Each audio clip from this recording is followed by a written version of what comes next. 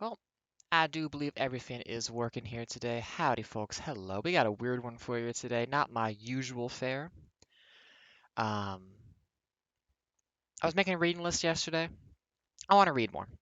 Um, read more new stuff, experience more media, enjoy stuff. I used to read a lot when I was younger, and it's hard to find the time these days. By the way, hello. I'm Ada. I stream here. I'm a programmer by hobby and ideally trade. I'm eventually going to get that job, hopefully. Um, Lately, playing a lot of Dark Souls, playing some Garden Story, played a lot of Voices of the Void too. Dark and darker, but that game's kind of fallen off, sadly. Um, I'm just some random trans woman on the internet who has opinions and wants to yell about them, even if it's just to the void for a couple hours. Also, new layout. I made this over the weekend. It's experimental. Um, this won't be the final version of it, but I was trying to figure out like a nice way to kind of format the screen a little bit. And to make it look interesting. So we got the kind of rainbow shifting borders right now. We got our little VTuber, sorry, audio reactive talk sprite in the top left corner. Still the skull. That program should be it should be fixed now compared to before. Not that we're in Redfin, but now when it stops hearing input from the Python program that does the audio stuff, it should just reset the sockets entirely. That should now be stable. It might pause for like 5 seconds sometimes, but that's the only issue with it. We're gonna see. Actually test it. Um, and yeah, all of the like borders with the rainbow stuff are just like what was I'm looking for? So it's just like an HTML thing with some Python with some JavaScript code making it go. And the chat box, yeah, that fits in all right. I want to mess about some more, but for now it's fine. Anyways, books. Yes, I haven't been reading much lately. Got some book recommendations from a friend. Enjoyed them. Enjoyed the first one. Complicated thoughts about the second one. And so I was thinking, you know what? I want to make a big reading list. A lot of sci-fi, specifically like queer sci-fi. I'm enjoying that vibe quite a bit at the moment. And so I was just thinking I want to kind of get it all figured out. And I did. And then also realized that I could also review books and just kind of keep track of what I've read so far someplace. And then I was like, I've read a lot of books. And I've never really, like, I have some opinions. Like, I mean, I have opinions about specific series. And I have those are pretty strong opinions of mine in some ways. And I was just thinking, how do these rates against each other? So I kind of want to go through and actually kind of put some of my thoughts down about a lot of these books. Because I'm a big fan of Discworld. I'm a big fan of books in general. I read a ton when I was younger. When I do get a book these days, I kind of just rip right through it. Love reading. Wanted to be an author for a while. Still might try to do something creative like that someday. Um, Also, if you're watching this live, enjoy the ABBA. Music might change over time. I don't really know. I'm trying to find a good like background vibe for it. This is my first time doing something like this. There ain't no game. There ain't no thing to distract myself. This is all gonna be looking at books and talking about them. Basically, instead of doing this silently in my own head, I want to do this where I can yell about it externally. Um, Help me think about it. So, Discworld as a series is one I really enjoyed. Discworld is wonderful. Terry Pratchett, beloved author. So sad he passed away. I think it was 2015. Just I was gutted to hear that when it happened. Um, Having read some of his later books, finally, in the last couple years, I am so moved by them because they really do just communicate this idea of like he knows he's dying and I was saying something. Like he writes in a way where he knows he's dying and is trying to leave something for people in a way that's just really powerful. Raising Steam is just such a wonderful encapsulation of generations need to move on and change need to happen and being your own person and not like that of like generations before you, but also like trying to find that middle ground of cultural beliefs and these things that kind of supersede time, but also not letting that rule your life and decide how how your children can be. It's a really good book. Allows have but he uses the dwarves really well in Discworld in general for a lot of different things, and obviously they're a big part of that final book because like there's gender politics, there's just like religious stuff, like analogs to Judaism and stuff as well in there, but also just like a lot of Orthodox religions. It's just really good. I love Discworld of Terry Pratchett. He's wonderful. I hope I mean, from all I've heard, he was a very good, friendly guy to everybody, and everybody loved him. So I do hope that stands the test of time fully. But now we got to actually look at some books and review them. So my background with Terry Pratchett has been initially I read Color of Magic in like elementary school. I was way too young to actually get it and the jokes. The whole in sewer ants insurance thing, completely over my head. No idea what that was at the time. Looking back now, but I enjoyed reading them because it was a satire on fantasy before I knew the fantasy norms it was making fun of. So it was just basically like my fantasy intro in a lot of ways. Um, I loved them, and then of course, going on reading later books and whatnot. I mean, when I was young, it really was just I think the like Color of Magic, Light Fantastic, Guards, like more. It was the early stuff for whatever reason, and obviously now as I'm older, I like the Guards series, especially like Night Watch, FUD, Snuff. I'm loving those, but they weren't even. I don't think some of those were even out when I was younger. And now looking back on it, like my thoughts on Color of Magic and whatnot is knowing how good he gets and how wonderful these books end up being. It's just like Color of Magic is fun, but it's nothing like the rest of his books. It's just like he gets so good. He like there's so much passion and interest and love in the way he writes. It's great. Um, so like I'm not gonna say I don't like it, but honestly, actually maybe that'd be even a 3 star maybe. Oh, can I not just rate it from this perspective? Oh, it's underneath it. There we go. Because like rating's always difficult. It's like, are you rating it objectively in the context of the rest of the series? Because when I was like writing some stuff last night for some of these reviews, I was looking at like Harry Dresden in the first Harry Dresden book, and I was just thinking like, it's a fine little magic detective fantasy story, but my goodness, for how that series develops and gets so good, that first book is really nothing compared to the rest of it, even though you got to read it first. It's testing the waters on like, is this a solid premise for a series? And it did. I really enjoyed Harry Dresden. I'm not caught up at the moment, but like in high school, I think I read that like entire series 3 or 4 times, easy. Um, so yeah, ratings is also kind of hard because it's like there's a nuance in how you rate this stuff, obviously. So like like a 4 star in Color of Magic, it's like maybe a 3 star. Like if it's like if the entire context of this is supposed to be within the series of Discworld, rating it, so like a 1 would be Pyramids, for example. Pyramids is just what Small Gods does better, to be honest. Um,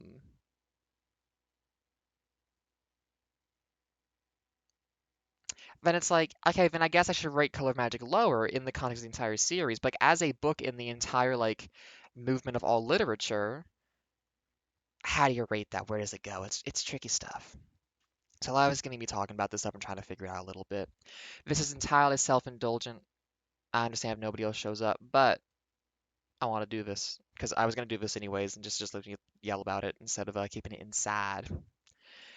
Um, so yeah, Color Magic. It's our first book. I'm gonna try to do these in order too if I can. I'll try to find these like proper. Or I might have to bring up a read list just check. Now there's gonna be a couple books that I will probably have read but will not remember, which I might have to skip over for now. But so Color Magic. Ooh, it sets the stage. It's not about anything though, really. It's about fantasy. It's about this funny idea of having a tourist in a fantasy world who's just trying to explore and see stuff, but is somehow like divorced from the actual reality of the danger and reality of this fantasy world. But it's not actually like a real reality. It's not human in the way he writes these books later on. So it's very much like this flat notion of like the harsh reality of a fake fantasy world that just makes it it doesn't have like that kindness mixed with righteous anger he feels about the world and the people in it. Um, it's just a goof. That's okay. Um, but yeah, I mean, just because I think I might pop it to a free just because of that. And I'm gonna try to write a little review for these as well, just so you don't just like.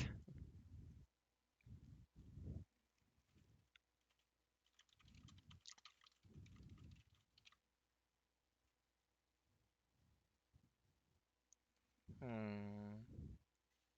I'm trying to keep these like kind of short, just so I can get through a lot of this, and because I gotta go at like 4 o'clock my. By the way, howdy folks, 1:40 p.m. in the afternoon. Hope you all having a wonderful day. Over this way, we got some cloudy, foggy weather coming in, a little bit inclement. The waves are crashing out there, but I believe we're above freezing because it's kind of melty too.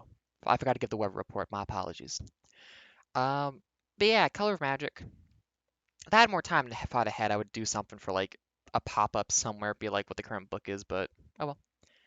Maybe it was like book club thing in the future. I can do better with that.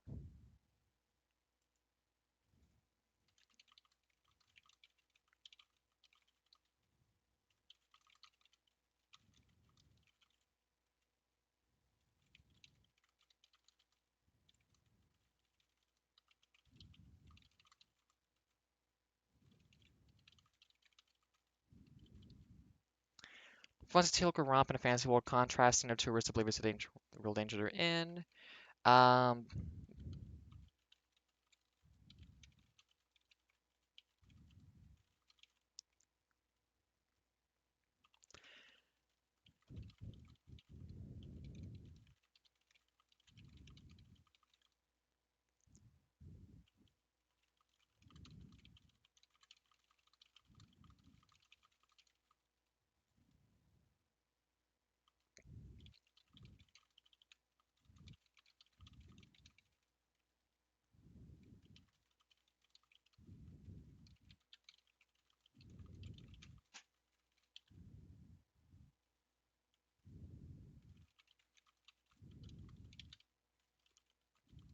yeah, that's the thing. This isn't a book you can recommend someone as like their first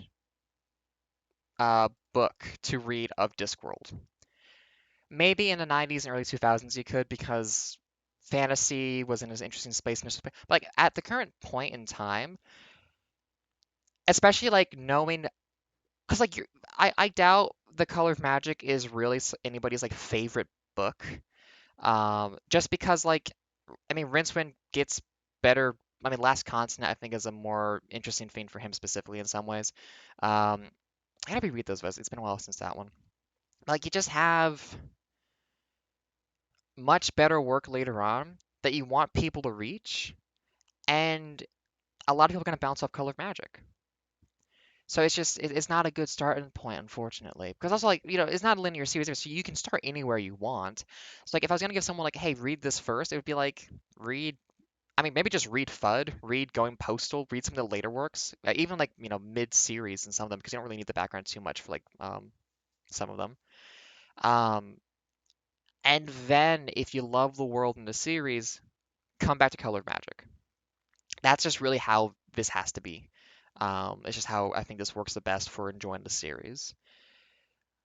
I absolutely recommend reading this book. It's just you don't start here because it's not what we love about Discworld. At least what I love about Discworld. I shouldn't speak for everybody. Light Fantastic. Is it really reviewed it right there? It's kind of just it's more of that. It's just a continuation. It's just really he probably wrote a draft that was too long and got broken up into two books. So it's really just it's more of the same kind of thing. It's good. Again, it's fun. Um, this one, no, actually, hang on a minute. This one gets more human, and this one has more of a theme going for it.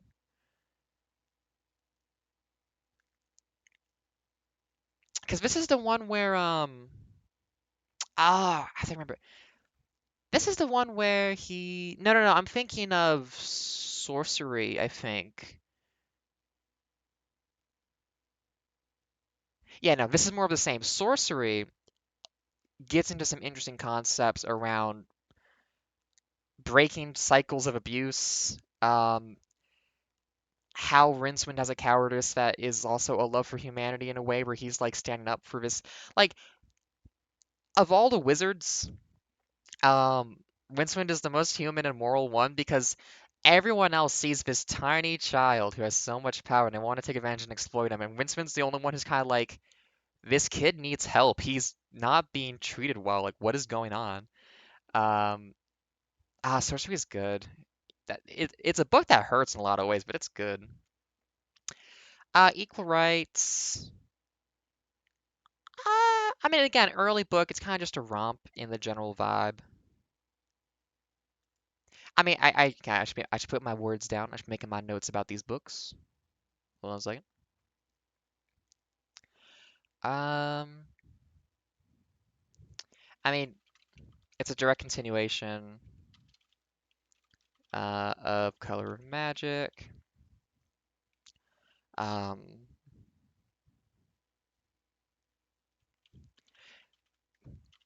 Feels like the first draft was too long, so it got split into two books that have the same general vibe and feel to them.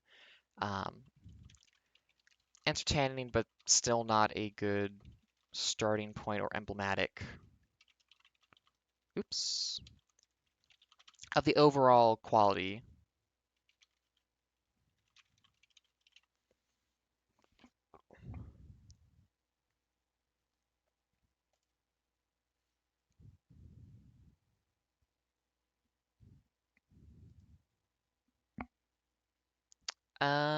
Yeah, equal rights. See, the big thing to kind of think about is just what is this book about?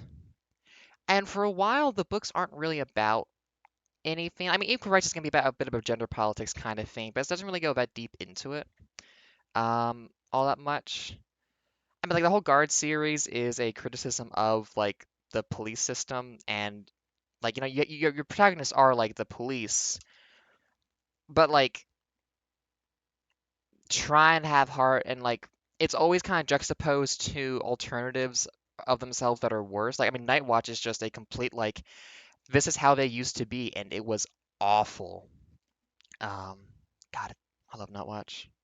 When I was younger, I didn't really dig Night Watch that much, and then I reread it. I realized like, oh no, this is one of the like this is the book that allows the rest of the Guard series to exist because it is a complete acknowledgement and takedown and criticism and just like horror story about like violent policing that protects power and property, as opposed to like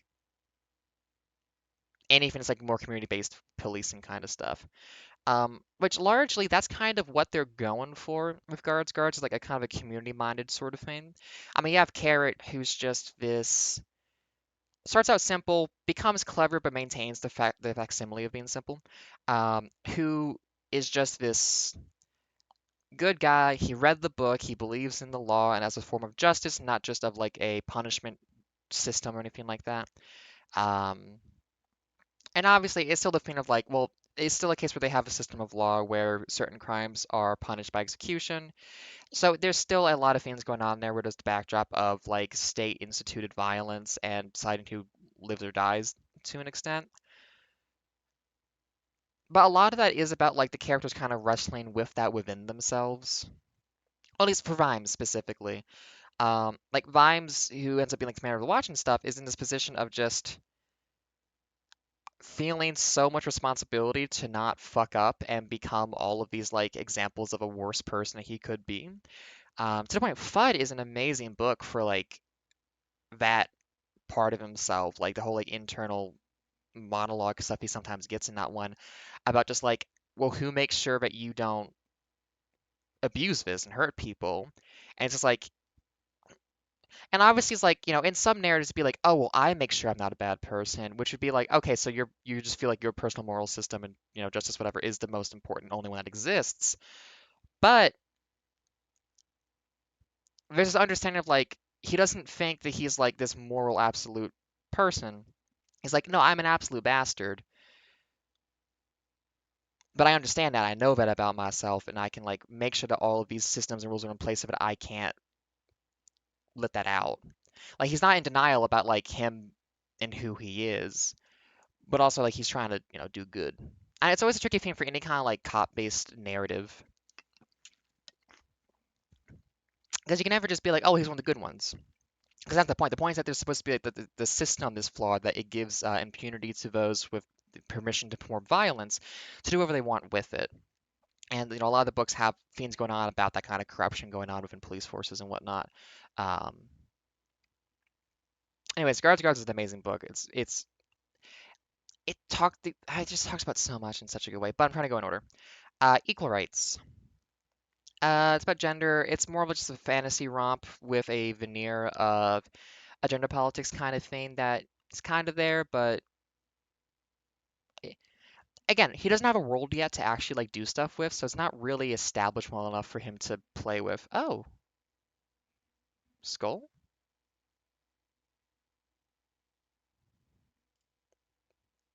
That's a new way for you to break.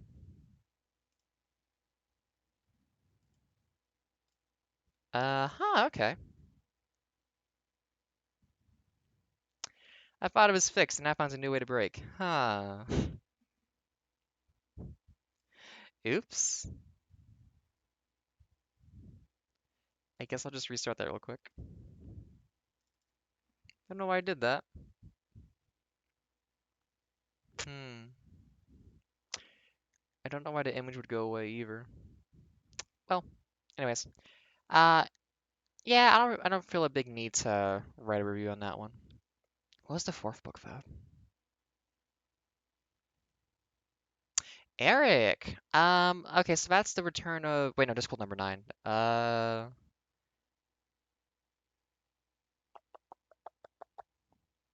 need to bring up a book list. I forget these. Also, I should use a different window just so that's not being seen. Uh, because I can never remember what the release order on these is. Do you just have the numbers for me, or do you have a? Here we go. Okay. So for my consultation, I did no pre-prep on this one, I promise you. Oh, it is Mort. That's the top, right. So Mort is introducing Death for the first time into the series. Well, no, he's in this one kind of canonizes more the idea of what Terry Pratchett wants Death to be as this very human. It's kind of like Death is the sweet release, the end of pain, not a vicious thing.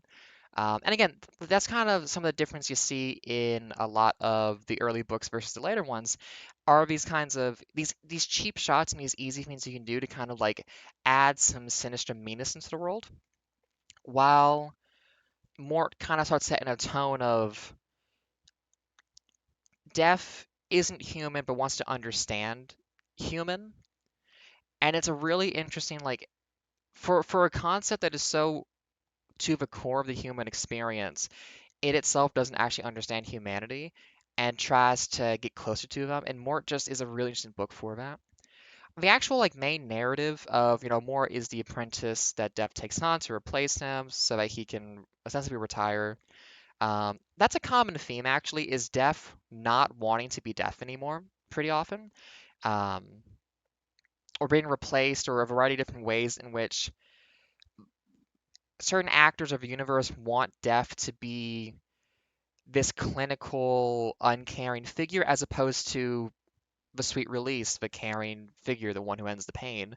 Um, and it's an interesting country because, like, Good Omens has that kind of like quote unquote badass representation of death that we see sometimes. And I really enjoy the evolution from Good Omens to more and the rest of the series for just like this idea of death changing, because being like, oh, there's this skeleton guy with a scythe who's a badass and he's the angel of death, so he's not actually one of the horsemen, and he wants to, oh, he at the end of the universe, he'll still be there and he'll be the one who takes the life of the universe and he'll be the only thing left. And it's like, that's already been done. And the more interesting thing is this take of like, how does Death feel about this idea that when the universe is dead, he will still have to be there and just with nothing? And like this kind of existence that transcends regular time. So it's like he is already there while also not. Like it's just interesting for him, just like death as a concept that is personified in a way that doesn't remove it or make it an enemy. It makes it like this person that is just really cared about. And like it's a really good thing. I really enjoy Death as a character in these books. Um, Other than that, it's still one of his early works. It's not really a world yet in some ways. Um,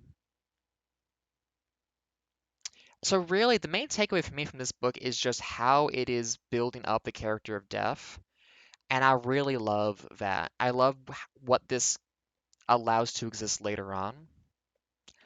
Even in that book specifically,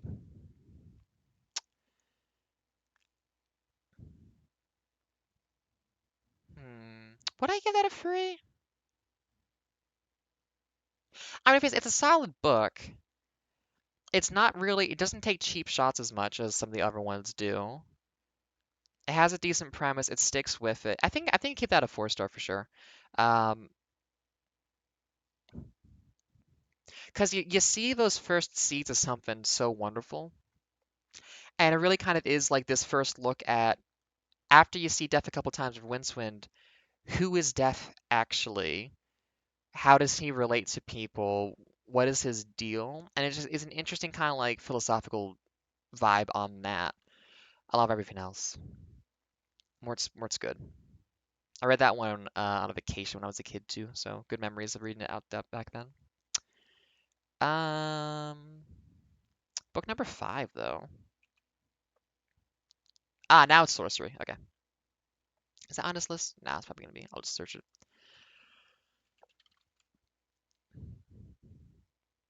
Okay, sorcery is an extremely good book.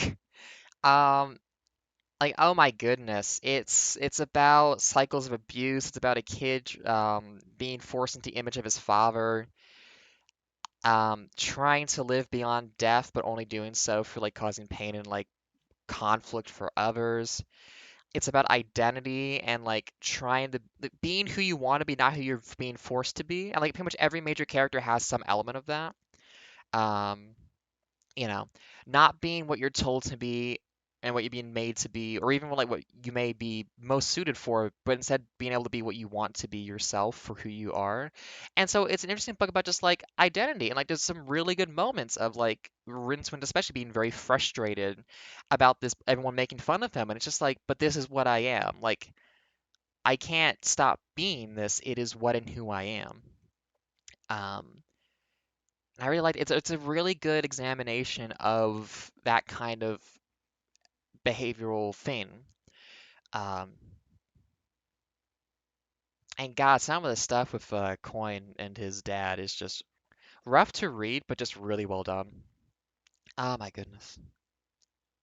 So yeah, Sorcery, fantastic book, very good themes, really good use of Rincewind. There's still not as much of a world, so to speak, but at least you have the wizards get introduced as well, and the wizards are a very fun cast of characters, and kind of also sort of such establishing the vibe that they're gonna be later on. Um, okay, it kind of more it justifies why they are the way they are later on. Life Fantastic did this too, but just like all the backstabbing and all of the power grabbing and whatnot, that turns into just like academia politics instead. Um, it's a really good example of like the like what if people got what they wanted and realized they didn't want it, they just wanted respect. But they didn't really deserve the respect in the first place either. So it's a really good book for just a lot of different themes coming together. Um, that takes a good look at power, generational cycles, identity. Like it's a good book. Sorcery is very good. Number 6 though, I got Weird Sisters. So Weird Sisters is a pastiche on Hamlet. I'm pretty sure it's Hamlet, right? No, I think no, it's Macbeth. It's a pastiche on Macbeth. It's about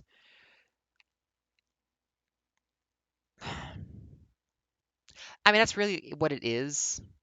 I mean, we get some nice characters. I mean, technically, we got Granny Weatherwax introduced in Equal Rights already, and she's like one of the main witches in the series. Very good character. Um, Big fan of her. But a lot of this book is just references to Shakespeare. It's kind of setting up a better. It sets up a environment. It sets up the Kingdom of Lanker, which is a very good set piece for later in the series. It gets used a lot, especially for Tiffany Aching and other books as well. I'm not big on it, I have to admit. Um, Again, it's not like I don't like it. It's just when I'm thinking about these books and like comparing them to one another, it just feels like one of the weaker ones to me, just in terms of there's not as much going on. I mean, it might be because it's more about kind of human sociology, philosophy kind of stuff, as opposed to social structures, which all the books are about. Um, and again, a lot of it really is just trying to do uh, Macbeth stuff. I'm pretty sure it's Macbeth. I may have that wrong. If so, I do apologize. I did not read much Shakespeare when I was younger. And so because it's mostly just a pastiche on that, it's like it's all right. It has some stuff too about like I don't know, there's like great natural charisma in somebody as well that I don't know. I'm not as driven by the characters in the book. I would say is the thing. Not bad, but doesn't stand out too strong to me. Later ones would. I gotta reread the Witches books, and maybe I'll have different opinions later on compared to some of this stuff. But yeah. Oh, pyramids. Oh, pyramids. No. Ah, I'm sorry. Listen, it's just Small Gods does pyramids better than pyramids does. And then also, it just, it's one of the few cases where I feel like Terry Pratchett writes about a culture and is just not super respectful to it, unfortunately. Um, and it does not mesh with me very well. I just don't dig it. It's really a problem. I don't think it's like quite problematic or anything like that. I mean, it might be if you do an now because it's like it's trying to make fun of Egyptian culture and belief systems in the same way that he will do with a lot of like European cultural things later on, or like Greek mythology. Um, but it's a British guy then making fun of Egypt, which feels kind of weird. And then I'm not really sure what the points he's trying to make are. I mean, there's some stuff around just like belief systems and how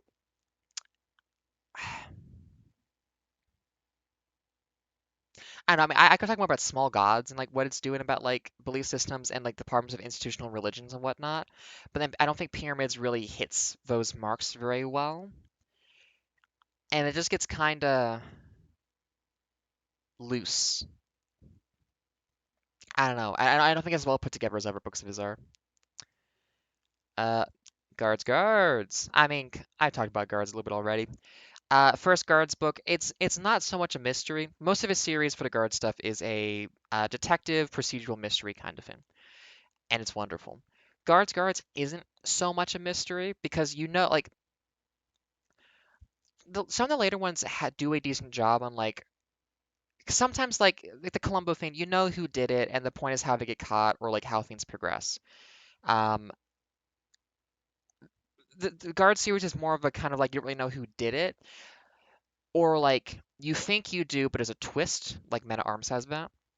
But guards, you know what's going on almost immediately, and it's a good time. But it's not really a mystery to it as much. But the thing is, it introduces amazing characters. You love all of them. You know them. Like they're really good archetypes, but they're still their own people, really. Like they're not stereotypes. The whole point, I mean, the book literally opens up with a forward about like this is a book dedicated to the guard who gets killed at the start of chapter 3 by the hero and is never thought of again. It's about the little. It's a book series that focuses on the little people and real human problems, and it is such a pivot from when he wrote the book about a guard getting killed in chapter 3 and then never talks about them again. Like, Light Fantastic even has some, wait, no, Sorcery has some stuff like that too, of just like, I think that's the main thing actually about some of the early books. Murder doesn't really matter in Color of Magic and Light Fantastic. Life isn't respected because it's a fantasy world he's playing in and it's not real. By guards, the world is real and murder is a big fucking deal. People dying is not minimal. That's why Mort is such an important book. It's because it's when death matters. It's when like somebody dying isn't just a joke or a small, I mean, sometimes it's a joke, but like, it still matters. Death is not a trivial thing. And Guards is about like, hey, here's a book about the people who have to give a shit when you die and be there, and about their experiences as people who will go to funerals and it's only them at the funerals. Like they don't have the families, they don't have anything else, but all they have is the guard. Um, and I'm almost tearing up right now just saying that. It's really good. It's like it's where Terry Pratchett's love for humanity is starting to shine through. It's the little people. Um, and yeah, it's a cop procedural kind of thing, but like these are not like powerful people. Like it's the Night Watch. It's the jokes of the world who don't do anything because everything's too strong. Actually, that's the thing about this too is in the real world, police organizations are usually very rich gangs run by the government or local government to like protect property and like rich people.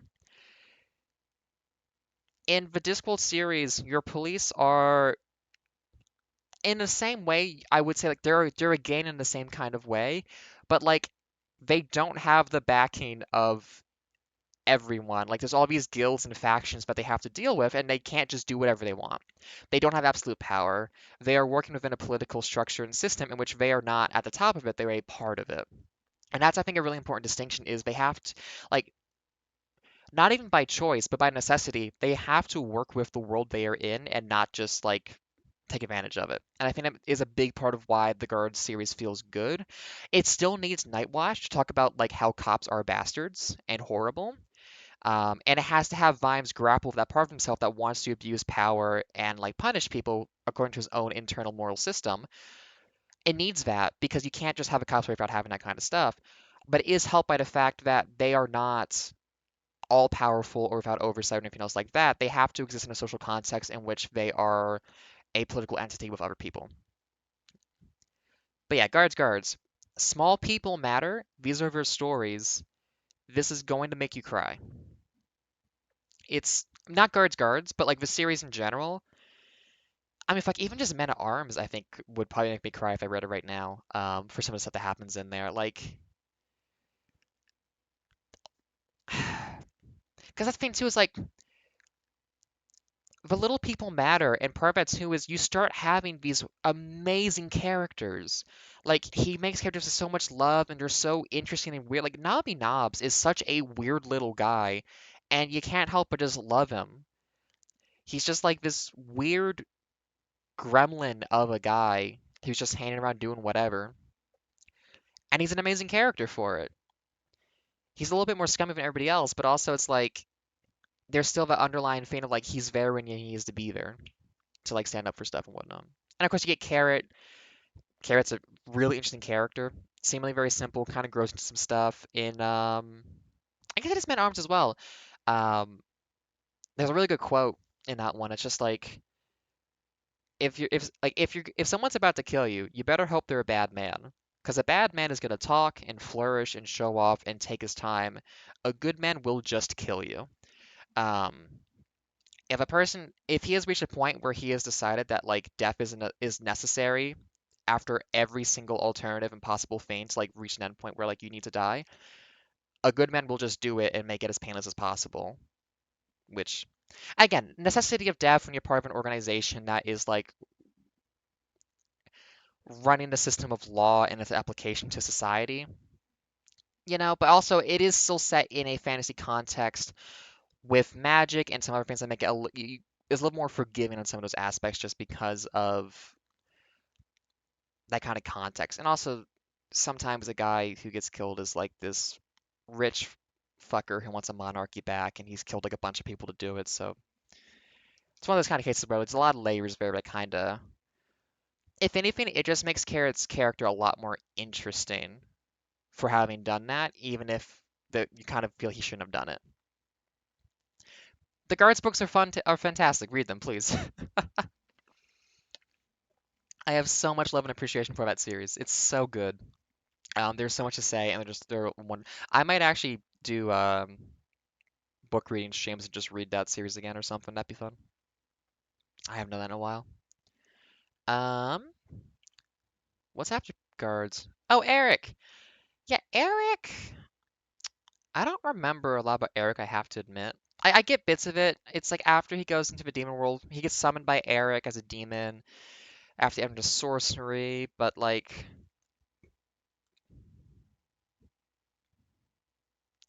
I've read this. I can't review it. It's been way too long. I don't really remember what happened in it specifically. I must have read this recently though, because I did a read through from the start a while ago, and it's just I mean, maybe the review should be low because it didn't click with me, but I just don't really remember this too well. Um, this might also be a shorter one that's just like a quick pastiche. I really can't remember. Well, I want to read it then. I want to be able to give it a proper review. Uh, yeah, actually, moving pictures as well. I can't remember that one. I don't know why we must have like skipped it or something on the read through. Yeah, it's already on my want to read. Good. Ah, Reaper Man. So the one thing is because the death books run together a little bit in my head, I will have to remind myself of which specifically one this is. I think this is the one where they're trying to replace it. Oh, I gotta reread this one too. Because there's the one where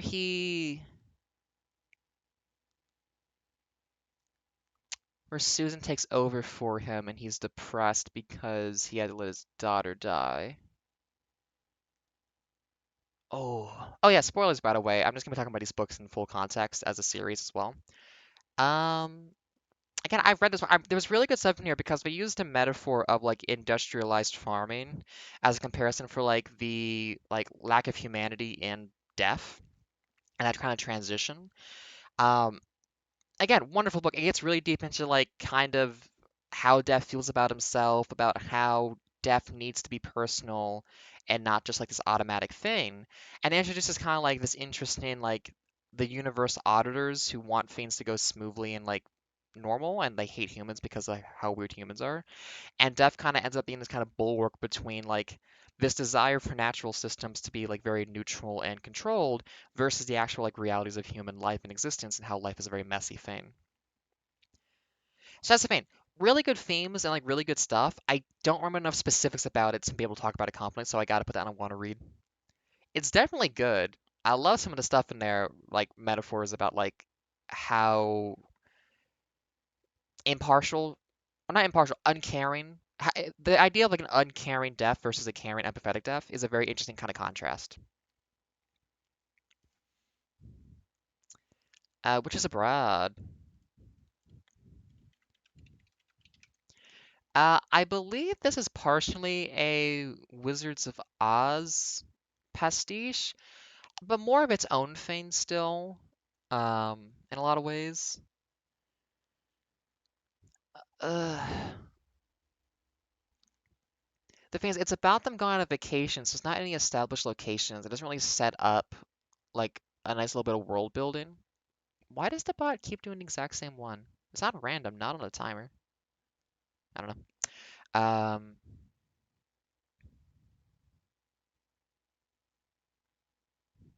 Yeah, part of this is gonna be like me trying to remember stuff by the way. So there might be some silences while I just kind of think. Yeah, Witches Abroad. Again, I think it's fine. It's a good book. I just don't think it stands out to me that much. And again, this is my personal opinions, on these kinds of things. So I get to say that it's fine. It just didn't stick with me as much as everyone's did. Like, if you want the good witch books, read Tiffany Aiken. I mean, it's strange because like right now when I'm looking for books, I'm kind of ignoring and looking away from like young adult stuff just because I don't want another oh, what's it even fucking called? Um Divergent, those kinds of books. I don't want those like young adult, post-apocalyptic, whatever kind of happening things. I've read enough of those when I was younger. But Tiffany Akin series books, they're young adult, and they are extremely good. They respect their audience a lot. They have interesting things to say. They're really good. Definitely read those. Um, but yeah, some of the like the Witch standalone books before that, I'm kind of neutral on to a greater extent. Um, because like, the thing is like, again, it's a good book. It's Terry Pratchett. It's his kind of wit and his comedy. It works very well. It's doing what it's doing. But for how some of the books will make me cry and feel so strongly, that's a free start point. Again, if this was rated against all of literature ever, probably 4 star. But I'm trying to keep this like in the Discord context just because that's how I want to rate them. Oh, Small Gods. Yep. Oops. So this book is incredible. It's extremely good. Um, that's how they put the trilogy together? Pyramids, Small Gods, and Hogfather? That's a weird. I mean, again, Pyramids and Small Gods make sense because Small Gods is just Pyramids, but way better. It's just doing the thing. I mean, Small Gods is about institutional religion, the ways in which it, with, like, supposing religion were true and there were gods, because Terry Pratchett was an atheist, but he was a very empathetic, loving atheist. So it's not like he's trying to like be shitty to religion. He uses religion a lot of ways to talk about humans and the ways in which our belief systems work. He has a lot of respect for that kind of thing. Um, so like supposing that religion and the gods were real, it's just what if the religious organization has gone on and developed and built itself up and made all this structure with no input from the god for ages to the point where no one believes in the god. They just live in fear of the organization of religion. Um, and the ways in which it leads to extremism, violent assertion of their beliefs over other peoples and cultures. It's a real examination of how organized religion can do a lot of horrible, bad things and like forget about any like elements of a doctrine that should have any kind of kindness within it. Um, Even though the original doctrine was, you know, big stomping God destroying stuff and being shitty. Um, it's interesting. It's a really good book. You really like you love the characters. It's just one of his best books. Straight up, Small God's one of his best books. It's one of those books that's like he's an atheist, but he can talk about and discuss religion in a way that is like so smart and funny and witty and respectful, and it all kind of comes back to talking about humanity and how we are as people, and not just like trying to dump on a thing a lot of people have put a lot of value into. It's a great book. Small Gods is wonderful. Lords and Ladies. Another witch book. This one, I remember more bits out of this one. There's some good stuff about, again, like character identity and like trying to find yourself as a person when you're kind of between different social worlds and responsibilities and whatnot. Oh, that skull is really popping around, isn't it? I need to review what's going on in my programs. That's a lot more shaking around than it should be doing. Well, but yeah, Lords and Ladies, I think it sticks out to me more as one of these kinds of books. Introduce some stuff like the Fae as well. That's what the Lords and Ladies is kind of referring to. Oh, wait, is that the right one? Yes, I'm pretty sure. Because Carpe Jug. Oh, am I thinking of Carpe Jugulum? Hang on a second. Am I thinking of Carpe Jugulum?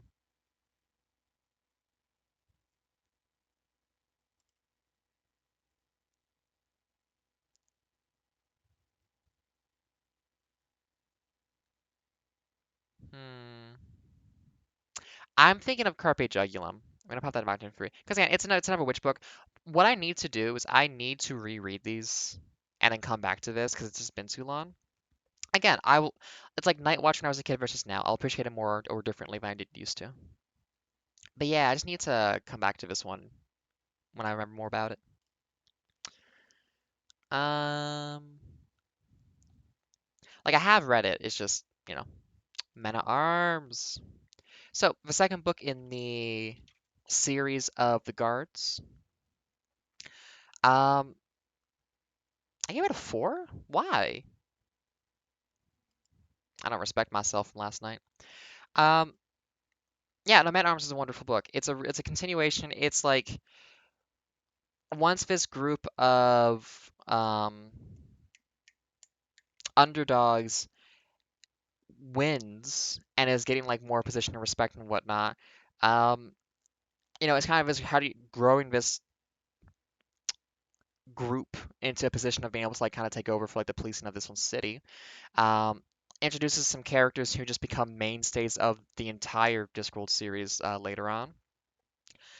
Um, Belonging, identity, what's your purpose in life? Like this idea of like violence, like retiring, and like really struggling with the idea of like not doing anything, not serving any role or helping anybody anymore in this like role of retirement.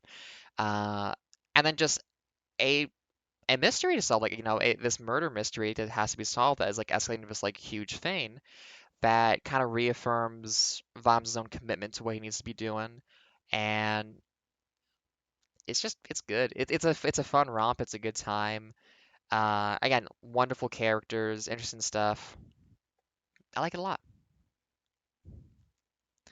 Um, when we get to Feet of Clay, I have a lot more to say about Feet of Clay than Men at Arms. Um, oh, maybe yeah. Actually, you know what? It's good, but I need to make some distinction between these, and Feet of Clay needs to be a little higher than that once I get to it. Soul Music. Oh, if you have not, oh, that's what we can do. One second. I forgot about this.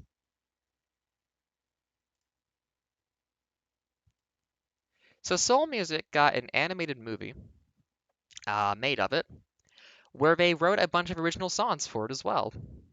Soul Music is a deaf book. I believe it introduces Def's granddaughter for the first time in the series.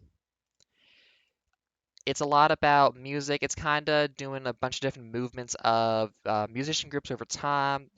It's kind of joking on like some Beatles stuff to general kind of rock or musician culture stuff as well. It's good. It's a good book. It's a fun time. Um, it's a lot of pastiches. It's a lot of references. It's that kind of thing. It's really good though. Um, oh, this is okay. Yes, this is the one.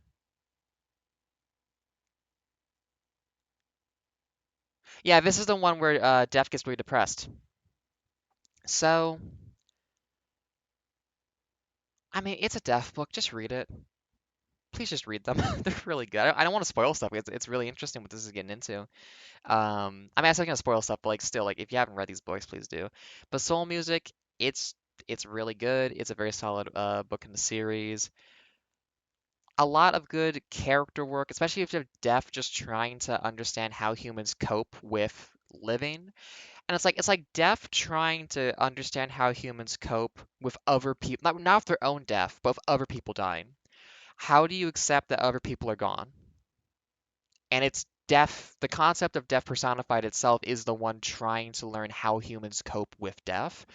While there's this like, this story about music and, the ways that music works with humanity and like that expression, like how music lives on even when we're dead. Because, a lot of musicians would burn out bright and die very early on. So like a lot of it's about like legacy and life beyond death is a huge part of it too. Um, it's good. Slow music's a really good time.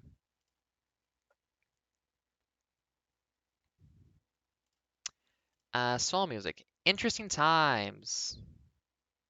Oh, is that Oh, I can't review this one.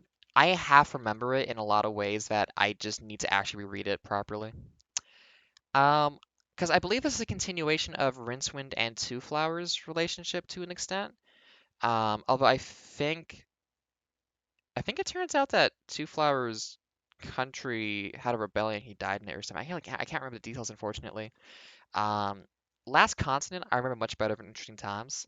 It's another romp, but there's more humanity in it than the early ones had, just because he is growing as a writer and having more interesting things to say. But I can't review this because it's been too long. Okay, Masquerade, I'm pretty sure is the one I was thinking of that had Wait, no, Masquerade? I have to just reread these books, darn. Which one's Masquerade?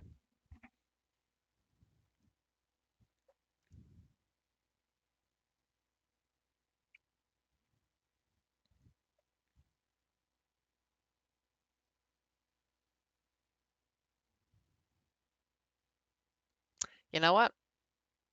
I actually can't remember this one.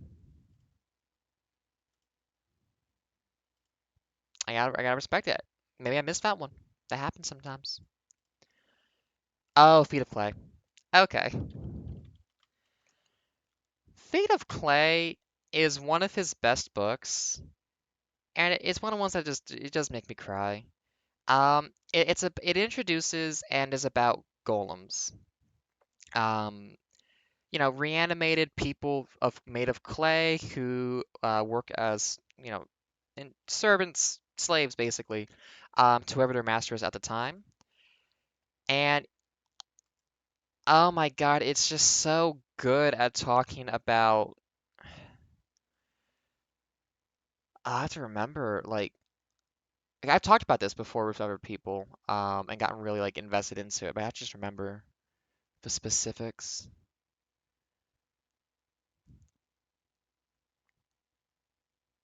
Oh, so General Fane, it's an Everguards book. Kicks off, there's a murder solved, someone was killed, we're not really sure why. Um, Golems in the city are acting kind of weird. No one's quite sure what's going on with that, but also a lot of people don't really see them or respect them. They're kind of like in the background and just exploited for their labor. But there's this like kind of running theme of like just even just in terminology, like are they fiends or are they people? Do they feel? And like a big part of this book is kind of getting into they live by a very specific set of rules about ownership and like what it would mean for them to be free and able to make decisions for themselves is based on ownership. But there's this underlying desire to be liberated and this effort to like have someone save them. That just it's hard to talk about without just like saying what happened specifically. Look, Feet of Clay is amazing. It really talks about exploited labor, servant classes. It's just good. I wish I could talk about it properly. I need to. I mean, I've read it. I need to reread it though, just so I can like spend a whole bunch of time talking about that book because it is just. Oh, it's so interesting, and it's one of those books that like is a pivot point for just like the world of Discworld changing kind of significantly. Um, God, Feet of Clay. Oh, it's so good. I mean, a lot of this might now just be me talking about how good these books are because, like, oh my goodness. Oh, and Hogfather. Oh my goodness. Hey, everybody, read Hogfather. 100% of all the books he's ever written, just read Hogfather. Holy shit. Um, it has some of the best quotes and concepts and ideas from just Terry Pratchett's mind. Oh my God, it's amazing. It's never Death book. Death is replacing the Hogfather because the Hogfather was killed.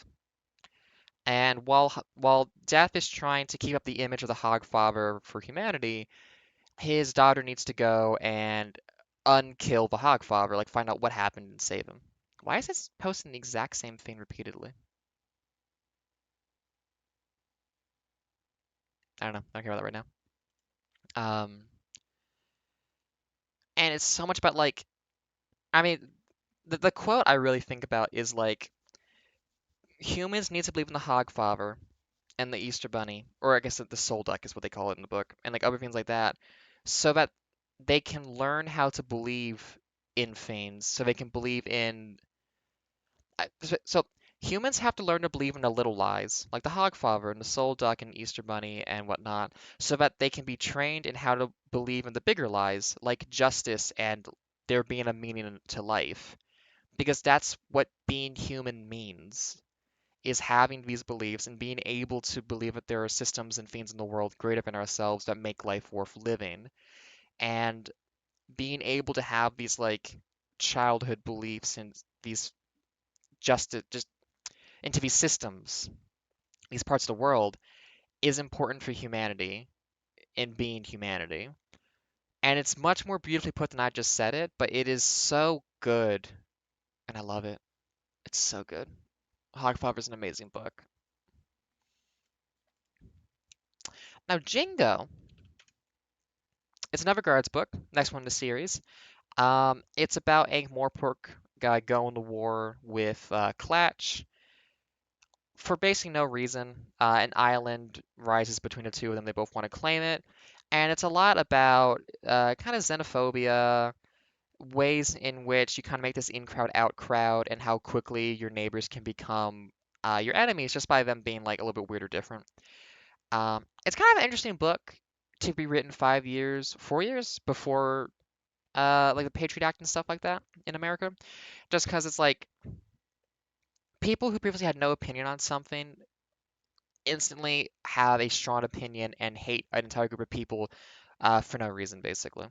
And it's just like it's a book that examines another part of humanity and what it means to be human, just not one of the nicer parts of it. It's a good book. It's very well written. I like it a lot. It has some very good stuff in it around, like early on, a thing happens where Vimes makes a choice to either like kind of get involved or not get involved with what's going on. And there's a really good running little thing of him having a like a day planner basically from the other version of himself who made a different choice.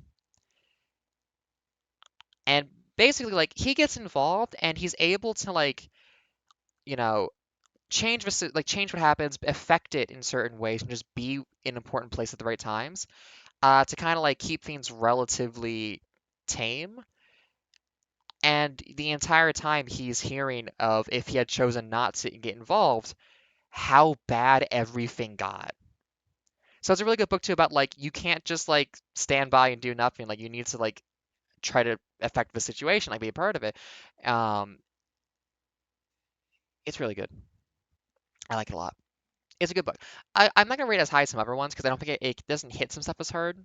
But again, the whole Guard series is really good. It's a very solid book. The Last Continent.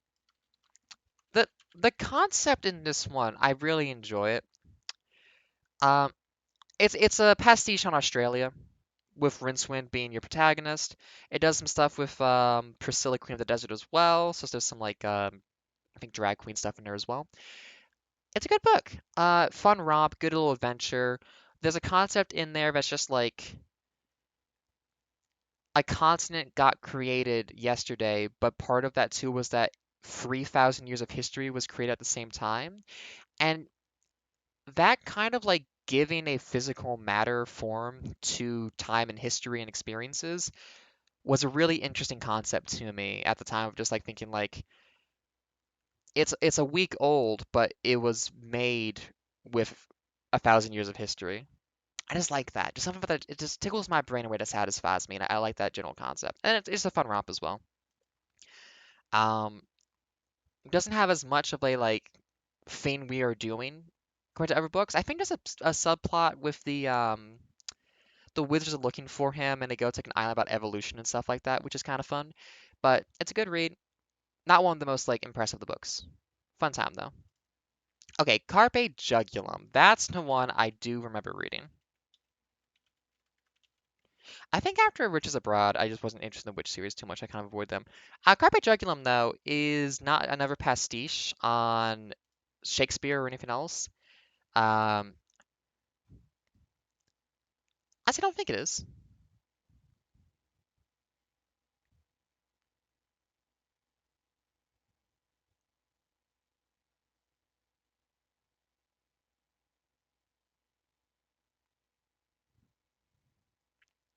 It's a good time. I enjoyed this book. It was fun. Um, Again, good characters. You kind of get a little bit of a follow from Small Gods a little bit because I believe the character Oates Fair is part of the Church of Um, so he gets to be a part of a little bit of like continuation of some of the concepts from there, so the reference back that I enjoy. And also there's a couple like single one-off quotes and moments I liked from that book. Just like that general idea of one point, just like you have to sometimes get wet in the rain to be able to appreciate being warm inside. And it's just nice. It's a nice little concept I carry with me from that of just, you know, you need to have some of the bad times so you can appreciate the good times. And that is actually a really nice idea and concept for me to kind of have with me, and I appreciate that coming from this book. Um, it's a fun time. Again, it's a romp. I don't think there's as much of a like strong thing that's saying. I think there's a little bit about like belonging and identity going on there too, but I'm mixing up with some other books maybe in that respect a little bit. But it's cool. What we got next? Oh my God, Fifth Elephant. Okay, I think I've talked about this before on one of these streams. Um, it's a thing that Fifth Elephant and Harry Dresden both do extremely well. A lot of books and media like to give their hero what I'll call like a die-hard moment when they get to win. They get to kill Hans Gruber, they get to do the thing, and then they get their hero moment where they've killed the guy, they've won the day, they've taken out the entire strike team. They get to say the badass cool line, they go home and their wife loves them again and everything's good. And they never really reckon with the fact that they were forced into a position where they had to kill someone, where they had to make the choice to end somebody else's life for the communal well-being of everybody else. And ooh, this book does not let him get away with it. This is a book that's like there's again, I don't want to spoil too much. It's a really interesting book. A lot of stuff about the dwarves in there. It's an interesting kind of like political situation. He's kind of like investigating a political crime. It's not so much about the mystery, really, about just like the general uncovering of what's going on, which is a mystery, I suppose. But it's not like he's not really like following clues and beating down the whatever. He's more kind of along for the ride in some respects. But it's a really interesting introduction to a setting, interesting stuff going on there. Um, all the political stuff is good in this one. I liked it a lot. But just this guy who's been on the back foot the entire book finally gets his moment to kind of save the day, to stop the bad guy, do the thing, and he just hates it. He does it. He does what he has to do, and he thinks like, I could say something pithy. I could say my one-liner and walk away, but that would hide the fact that I just murdered someone. That I just had to do something I didn't want to do, that I feel awful about, and I have to live with this for the rest of my life. And it's just like it's not like, oh, I love when characters are depressed. I love when like they're grim dark. But it's just like it's this really good reality, especially from a character who's a cop basically, who like is a, officer of the law. That that's his inner monologue and his thoughts about this thing is not like, ha, take that, I got you. It's just like it's not even so much like hating that he had to do it, but just like hating that this guy existed who was causing so much pain and trouble for so many people. And the only way to stop it and to help as many people as possible was to use violence and end it this way. And it's just, oh, it's so good. It's that kind of I like when a character is clearly exhausted. I like when a character is able to communicate well that they are struggling and that they're not okay. And it's not like I want like these depressed like Game of Thrones like grimdark stuff, but it's just like it's so human for someone to just be like, I'm doing my best, I'm trying so hard, I'm just trying to keep things together, but goddamn, I need a break. I wish I didn't have to be doing this. I wish this guy had just stopped before he reached this point of no return and I didn't have to do this. It's good. It's a very good book. I love Fifth Elephant. It might be my favorite. I think it's just my favorite guards book overall. It's so good. The Truth, also pretty good. So the Truth is about the first newspaper. The Industrial Revolution series is interesting because it introduces like it's more of an ensemble cast usually. Like there's usually a random guy sort of who's like your protagonist doesn't really show up again, who's involved. Well, yeah, they'll show up in passing, but like it's not like Moist von Lipwig is kind of Industrial Revolution, but also it's about him being a con man and stuff like that. More than it's just about like the world changing. Uh, Industrial Revolution books are about just like cultural shifts in usually Ankh-Morpork and how the world is kind of adapting to these new technologies. So the first one, which I hadn't read, was moving pictures. Now there's film, there's movies, there's visual recordings and stuff like that. How is that changing the culture? And a lot of that's about like the silver screen, stardom, that kind of cultural thing. It's not usually about like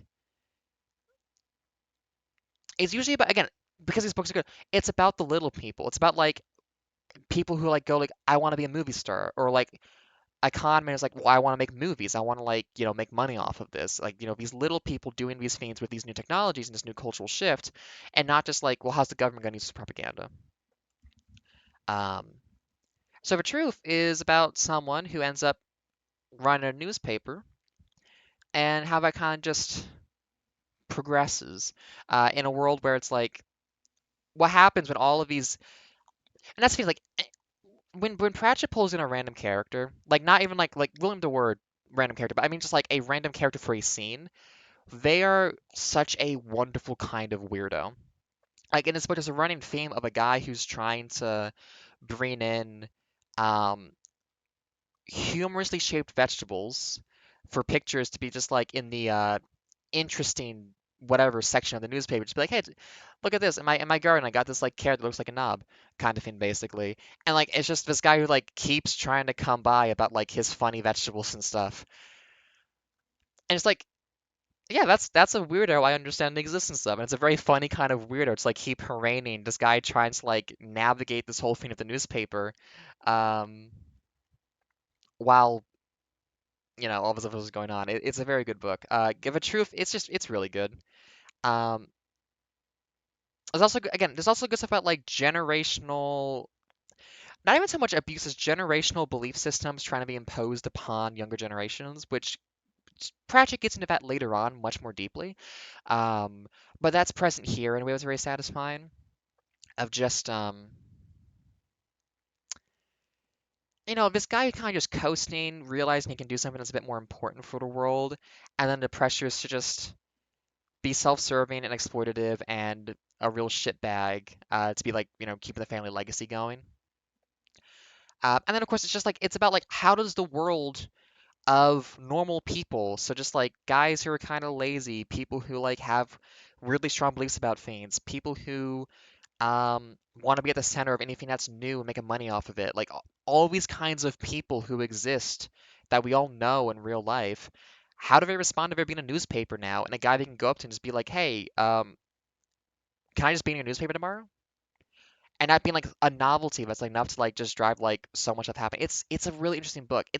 Again, it's one of those books that just shows you how well Terry Pratchett gets people and how much he loves humanity even when they're complete fuck ups. It's such a good book. A lot of these books at this point, I'm going to tell you, are just really good books and you should read them. That said, Thief of Time. Um, it's a bit of more of like a philosophical side sort of thing. Like, is it a death book? Oh, yeah, 'cause the otters are in it. Um, oh, wait, am I thinking of a different one? Hold on a second. Am I thinking of a different one? No, I am thinking of Thief of Time, right? Yes. Oh, I'm sad I'm already halfway through the books.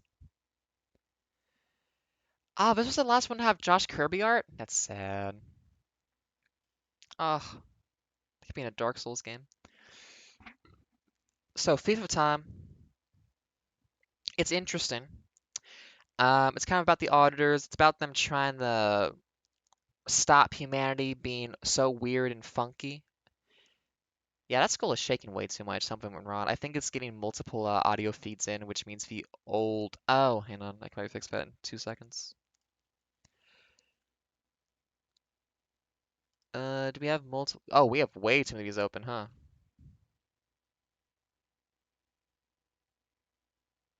Oh god, it's gonna keep spawning more, isn't it?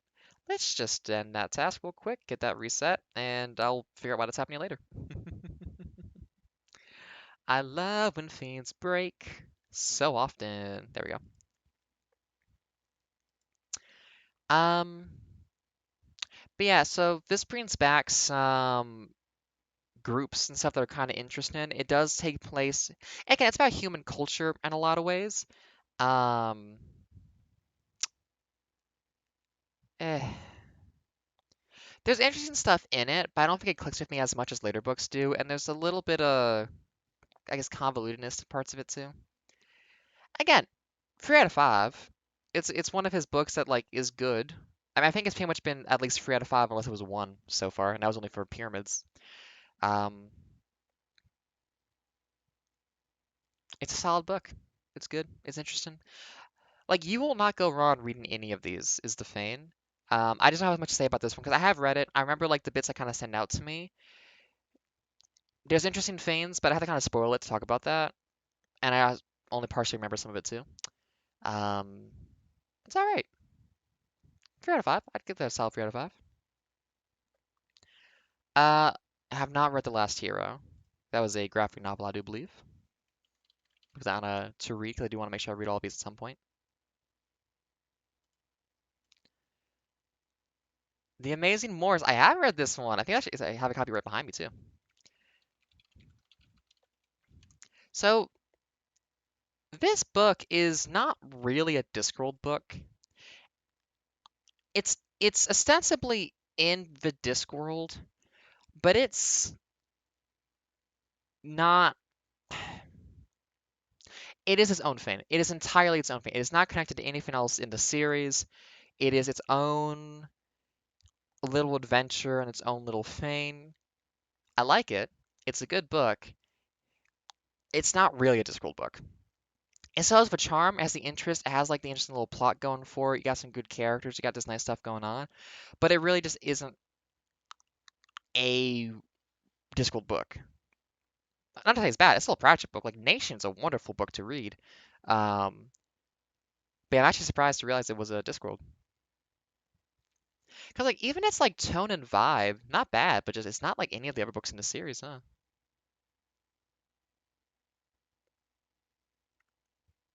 It's a fun adventure. I liked it. Night Watch. Oh, were you worried about reading the Guard series and that they were like maybe being too kind and too nice to the police, and not acknowledging the realities of how violent and corrupt police organizations usually are? Hey, read Night Watch. It's about specifically um, how the culture grew up with such a horribly corrupt and awful police force, that it permanently changed the entire like philosophy of important people towards how the police should be because of how much they hated that shit, and how awful it was for everybody involved. There's also another case where like Vimes gets kind of put to his own test of, you know, you have these systems in place so that you can't exploit the system and be bad. Can you keep to that? Can you actually, when it's as bad as it can be, respect the system as it is should properly be? So it's interesting. It's a very interesting book for that purpose too. Um, and it's God, and there's also oh God, the tears are almost coming already. Just thinking about some of the stuff in this book too, because it's like the main premise, and I think it's even in the blurb, is Vimes is chasing down a serial killer, sociopath, murder type guy, and they end up in the past. Around the time Vimes was a kid in the city, when it was way fucking worse. The police were horribly corrupt. It was basically martial law. They would torture people. Fiends were outlawed just to arbitrarily arrest people and hurt them and hunt them. It was bad. Extremely bad. Oh, what's my point? No, I need captions. I can't remember what I was just saying. I don't know why I said all that now. Darn it. I guess general premise of the book, yeah. Um, right, because he remembers everything that happened, but he kind of gets slotted into it as like a particular figure from his own history, that he remembers. And so he's kind of taking the place of this other guy who's in a moderate leadership position, And he's just like, well, I know how this ends. I know what happens. It's bad. And you're just along for his ride as he's just trying to like keep things as together as he can, try to like mitigate harm a little bit along the way, and just until it finally crashes. And it's just like, oh, it's so rough. It's so good though. It is a book that like if I was gonna like read that one on stream, I would absolutely cry during it multiple times. Oh my God, Night Watch is so good. I cannot believe I didn't appreciate it earlier on, but like really understanding now like how important this book is for like contextualizing the City Watch as a police force, and just for how much I'm gonna say angst, emotional angst, but not like in like an edgy way, but just like how much emotional angst is in this book for Vimes. Oh, it's so good. It is so good. Oh, I love Night Watch so much. And now we get to the Good Witch books, in my opinion. The We Free Men. So, Tiffany Aching series is interesting. I have not read Shepherd's Crown yet. I was going to read that in a certain circumstance that has now become impossible, so I will probably get to that at some point soon. Um, it's children's books, or young adult books. And it's like the first one is kind of aimed around like 8 years old, maybe 9, 10, something like that. And then like each book progressively is supposed to basically, for a certain generation of kids, they grew up with these books.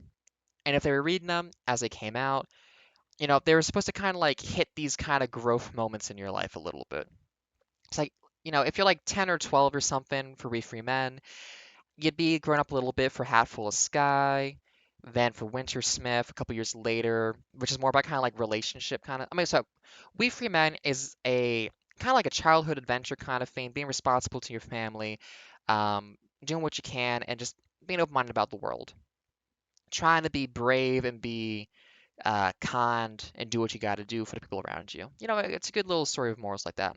Half Full of Sky is about social belonging and trying to the kind of sense of like being different, being an outcast, trying to like still believe in yourself. And again, like if you're like 13, 14, you're reading this, a lot of kids have those kind of self-value, self-image problems at that time. And this book is very good for kind of talking about that and having someone go through that same journey of struggling with self-identity and image. Um, Trying to have a sense of belonging when you can't really relate or you're not respected by the people around you, but they're the only people around you. So what do you do? And, so there's some lashing out, there's some resolve and stuff, and there's all this stuff going on there. Wintersmith is kind of getting into more like relationship stuff, or just like making a mistake and being and like even though you didn't intend the mistake to happen, being responsible for fixing it. So it's just like you didn't understand the situation completely, you did something wrong, and even though there was no intent to cause harm, you still have to fix it. So it's kind of about this like responsibility that doesn't really feel fair in a certain way, but it's, growing up is about having to do that. And again, it talks about like relationship a little bit and just empathy, caring for others, understanding where people are coming from when they're doing what they're doing, all that kind of good stuff. Winter Smith is a very good book. I Shall Remember Midnight was a year gap on that, 4 years later. Yeah, I Shall Remember Midnight is especially good if you've turned like 18, 19 when the book comes out. Um, and you realize that people are just not gonna like you. And I don't just mean like being shitty online. I mean they're going to try to get you made illegal, thrown in jail, use societal forms of violence against you, um, try to drive you to madness and despair and depression. I mean, witch hunt you, as apt for this kind of book. It's a book about growing up, having responsibility now that you didn't used to have. You're an adult now, 18, 19. You're an adult now. You're responsible for yourself. Like you have learned how to do things better than your parents can do in some regards, just because you started doing things of your life. You've taken a different path from them, and it's harder to relate to them now. They're different people. You're a different person, and it's being responsible for yourself and having nobody above you anymore to like take care of you. And at the same time as that, having to navigate and work with a world that will just hate you for no reason. I mean, there'll be a reason of just like bigotry, but like you can't argue with that, and it's just going to happen and exist. So a lot of his book is about kind of um, like intolerance as almost a force of nature that's just like affecting people and causing problems and stuff like that. Again, really good book. It's extremely good. And I say this not just like if you're 18, 19, or like if you're 12 years old for We For Men. As an adult, these books are really good. They respect their audience a lot. They are written with the full amount of like quality and like care that all of his books have. It's just written so that its themes and subject matter is like more in line with like what a kid of this age would care about. But it's still good. They're still amazing books. I like them a lot. Wintersmith too, there's this really good moment where she just realizes something and it's just like it's this moment where the empathy clicks through and you crack through and you realize the way I've been understanding and knowing this person and this interaction has been wrong. I have made wrong assumptions. I have not been thinking about this from the right perspective. And I've realized now all of a sudden, like, what's gone on and how terrible this is for this. Like there is a disconnect in this other person so deep that I can feel nothing but sympathy and sorrow that they exist in this way. And they're still causing harm and doing bad things, but it's just like, wow, this person is. I mean, is person force of nature? It's hard to like really specify. But it's like, and it's not like in a way of like, oh, wow, this person's so broken. Hell yeah, I don't feel bad now anymore for any of this. But it's just like,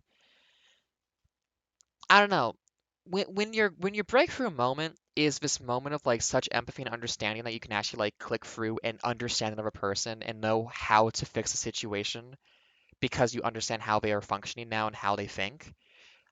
That's a good resolution. That's a good way to like kind of kick off like your book resolving. I like it a lot. Again, Terry Pratchett's really smart. All of these books are amazing. Because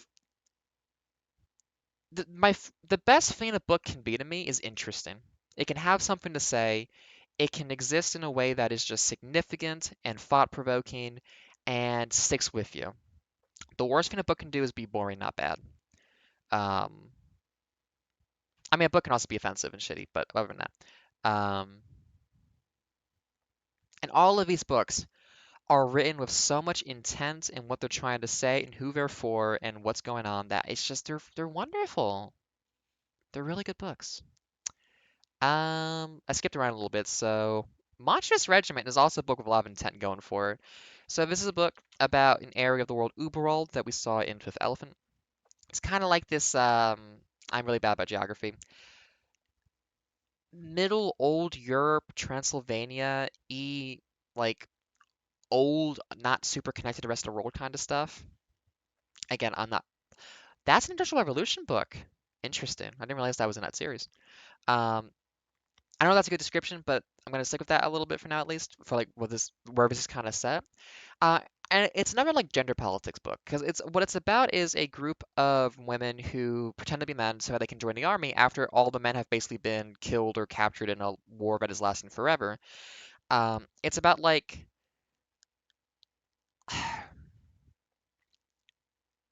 thwarted imperialism that just can't go anywhere. How people will adapt to be able to exist within a system that doesn't accept them, but will never try to change the system, just get by within it themselves. Um, there's some queer elements to this book as well, people who kind of exist not in a way that's standard to society. You know, I do believe there's a trans male character sort of thing, as well as some lesbians. Or actually, I guess it wouldn't be lesbians. It's complicated. There's interesting stuff going on with gender and sexuality in this book, as well as it just being more of a direct kind of like male-female gender politics sort of thing, um, set around this meaningless religious driven war. And I think that they used the term early on, just like a country who is listening to the mad ramblings of a dead god to justify why they are constantly trying to kill everybody around them. And that's the country you're in for this book. The country that you are following the characters of belong to that country. It's really interesting. It's a good book. Like one of like again standalone. You can 100% read this. It'd be great. Oh, my thing got canceled later, so I can do as long as I want. Wait, I was like, I gotta reschedule somebody for something.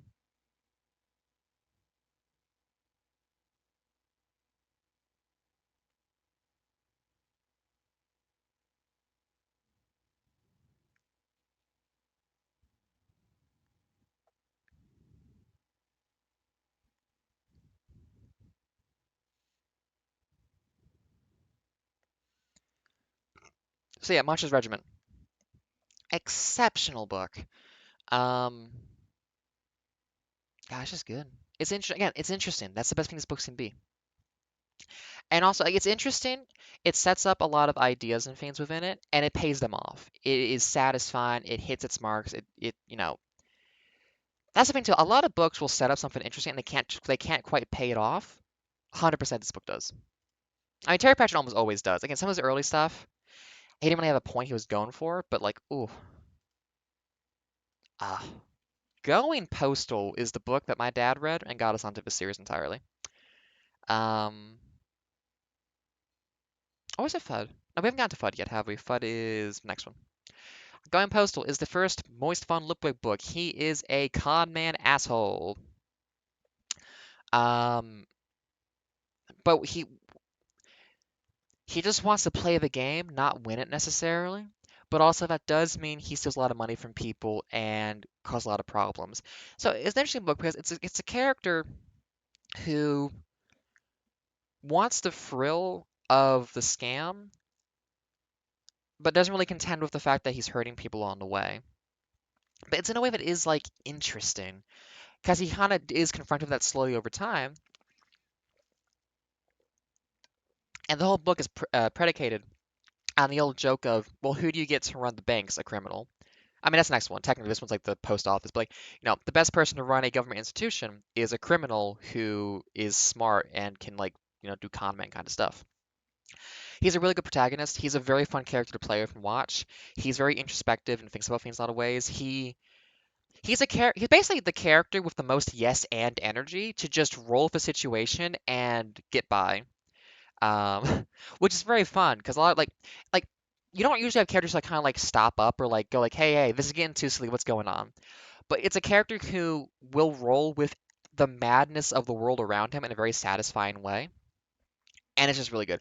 Also, I haven't mentioned one time this entire stream so far. Vetinari, the patrician of Ankh-Morpork, basically, your guy in charge of the city, is an incredibly interesting character. And he shows up in this one a fair bit too, because he's kind of like keeping an eye on Moist Van Lipwig. Also, Golem show back up again for a little bit too. Interesting stuff going on with that. The love interest is very relatable. Goth woman, you love to see it. Um, a lot of stuff in this book too is about computers, technology, communication. It's like the Clax Tower, so just like early semaphore, like ways to communicate long distances. So a lot of this stuff too is about like again, it's kind of about like the legacy after death in some ways too, and like a really specific kind of culture that exists around computer tech people for respecting them each other and life after death and stuff. A lot going on, but it's all cohesive and really well done. Again, Going Postal, one of his best books. You could read it first standalone. It'd be a great time. It's so good. Most of the books at this point, I'm just gonna say that about because he really hit his stride and was doing some wonderful work at this point. Um, it's around the time he stopped doing Rincewind stuff too, which might be because again, he just like he commits to these wonderful ideas. Oh, it's so good. What we got? Oh my God, FUD. I was gonna write reviews for all of these, but that would take so long, and I wouldn't talk while I'm doing it. FUD is, I think, the other book my dad read early on that got us all into these books. Oh, what can you say about FUD? It's a fun mystery. It's a good time on that one. You got your mystery to solve. You got this whole art heist thing. You're trying to figure out a thing that's a huge like cultural implication for the relationship between dwarves and trolls as well. I didn't even mention Men at Arms has the whole subplot around like dwarves having a gender revolution. That's kind of about like you could kind of read it as like a transgender thing, as just like a gender expression presentation thing. Like, do women fundamentally have value? How do you exist in your social culture and context when you've decided to like live against the norms you expect to live as? Again, trans allegories very obviously right there. Men at Arms is very good stuff about that in that, and FUD kind of brings in some more things around that too. We get more of the kind of like orthodox dwarven culture stuff, or just like the more old style stuck in the mud, whatever, that doesn't like the new changes going on. Um,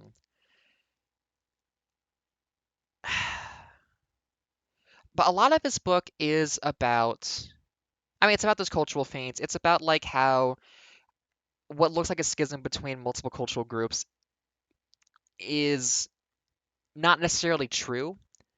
Oh, it's like, it's not like innate. It really throws out this idea of like a biological essentialism where like, oh, all dwarves will hate trolls, and like, is a fantasy world where this is always true in the case. And it's like, well, no. Um, Everyone's conflicted. People who work in positions of power that enforce these like cultural like differences and violence and distaste between each other, themselves are conflicted about it and have like these secret lives of like actually learning and appreciating other culture. And like, again, there's so much interesting nuance that goes on here for all these characters, and like for all these ideas. It's so good. Um, and that's not even before we get to the thing about Vimes, where this is like one of the most direct books about like that internal. How do you make sure you don't fuck up when you have all of this power and you could just do anything you wanted with the power?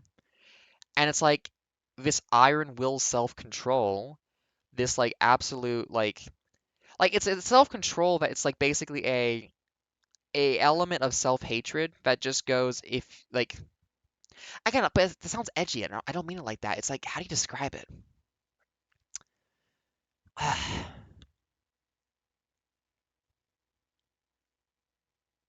mean, going back to the hero thing I was talking about, it's kind of an element of hating the fact that this thing has to exist, but also knowing that you might be the only person who can do it in a way that's going to be not horrible, which still like puts like this big value on yourself, but also like at least you know you're a bastard, and then you can know that the bastard who is running things is your kind of bastard who knows he's a bastard, and not like someone else who like tries to hide the fact or anything else like that. And again, there's also the political situation too, so that there's not just like a free reign cop situation here either. But there's a concept in this book of like the wandering dark, which is basically this thing that's like trying to corrupt a person so as to mete out a sense of justice for a horrible thing that's happened. So throughout this book, a thing that's happening is attempts to kind of like psychologically and mentally push Vimes into carrying out this like religious vengeance that is requested by someone who died, and him having to meet this like basically this death request of someone who was killed in a horrible way, um, with his own personal morality and his position of power that he could use to exploit. Like it's an interesting combination of themes there that's going on that just makes this book really good. So you should read it. I think for this one, like read the series as well because Vimes' whole thing is really helped by knowing everything that's going on with him, or just seeing his journey. Maybe the better term. But yeah, that's really good. Making money. We got Moist Fun Whipwick back again. This is the one where you get a absolute bastard con man to run the banks. Again, it's just good. He had such a fantastic. I mean, hang on a minute. Um, yeah, basically, FIFA Time was 3 out of 5, whatever. But then since then, it's been standalone 4 out of 5. It's all right. It's good, just not like really a Discworld book. Night Watch, amazing. All of the Tiffany Aiken books, amazing. Monsters Regiment, really good. I mean, amazing. That's use the same verb or adjective. Tiffany Aiken books, really good. Going Postal books, Fun Lipbook, extremely good. Fudd, one of the best books. Wintersmith, extremely good. Part of Tiffany Aiken series. Making Money, they're all really good. I've heard some people don't like Unseen Academicals as much. I think it's fun. It's not as significant as some of the other books are, but like it's still about like a cultural revolution going on in a way that is very interesting to read about. But yeah, I mean, making money. So after doing the whole thing of the post office, he's bored. He's breaking into his own government buildings just because he's bored and wants to do something. He gets given the banks to fix that's been run by a nepotism family that was just using it as a piggy bank, basically. It's a fun romp. It's a lot of interesting things around like how, I mean, it's kind of almost an education sometimes about like how this government system functions, how it gets made, and how it all works, which I think is very interesting. And on top of that, It's a fantastic romp. Funny stuff happens. There's a clown who doesn't want to be think he's a clown. You think he's a vampire for a while. Um, there's a lot in there too about like justice system and like there is a little bit of like authoritarianness going on that is viewed as a negative and a thing to be worked around. Um, in a way that is in again, it's just interesting. That's the thing about these books. They're always so interesting to read. You can't go wrong with them. Oops. What I was making money. Unseen Academicals. I mean, if I hadn't heard people kind of rag on this one, I'd probably give it a higher opinion. But just because I've heard that, and you kind of compare it to some other ones, like yeah, 4 out of 5, I suppose. It's about football, British football, street football becoming like a cultural movement in Ankh-Morpork. Um, and like how that kind of like cultural phenomenon hobby is a way to kind of break down social barriers between people. Um, to the extent that there's a desire to, I think, like not let it go through and turn out well, specifically so that these positives can't happen in society. It's interesting. It's a lot of wizards. There's some stuff around like orcs and Uberworld. I think the orc Uberworld stuff might be a little bit weaker, which is people's issue with it. Besides that, excuse me. Besides that, it's a fun time, and again, it's about people, and that's important about these books. Astral Midnight, Tiffany Akin. Oh, we're at the end. Snuff. Oh, Snuff. Before I read Raising Steam, I kind of felt like this was like a goodbye book. I'll get to Raising Steam in a moment.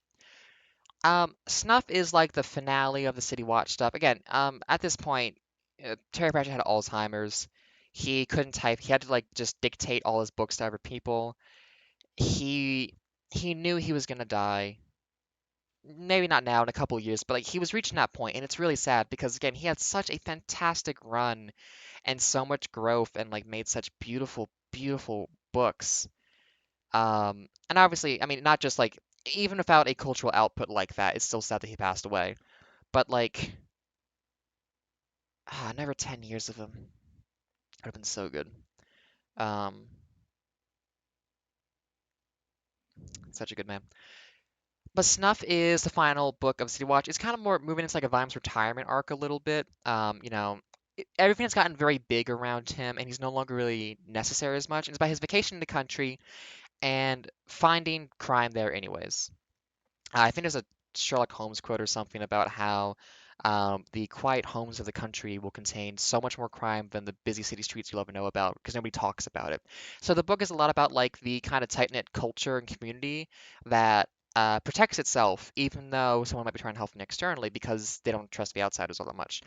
And so it's like Vimes kind of trying to get integrated into this area and uncover slowly like these series of crimes that have been going on.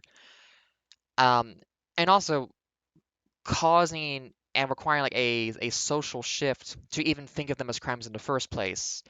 Um, it's really interesting. It has lots about the goblins in this one too, which is another like kind of second class race, or they're treated that way, I should say at least. And it's again intrinsic value of everybody, even the little people, that kind of stuff. It also does like little references to pastiches in a much more subtle, nice way that works well with the book. And it's just like it's also an exciting adventure. It's a good book. It's not as involved and complicated, I think, as some of the other ones are. Like it's not like a Fifth Elephant, like massive plot and complicated thing. But it's very much like a. It's kind of like if Vimes was in a Poirot book, how that would kind of be for just like this kind of like country manor setting crime investigation kind of thing. But then followed like the interesting themes that come from Pratchett. It's a good time. I like it. Very good book. I recommend it. I recommend all of these. And now I have not read Shepherd's Crown, but I can talk about Raising Steam. Raising Steam, Shepherd's Crown got finished after the fact by his daughter with notes and like partial writing from him. Um, That must be a bad audiobook, huh? Bill Nye and it was bad? Damn. I was looking at the rating on the audiobook. Raising Steam is Terry Pratchett saying goodbye, knowing he will not have the time to write all the books he wants to write, and he's trying to get all of these messages about the continuation of society and culture and whatnot, and how it needs to grow and change, and as a fundamental part of life. Um, and like a lot, like it's a real like a lot of characters show up in this one too. I mean, the main like thing that's going on in this book is trains were invented.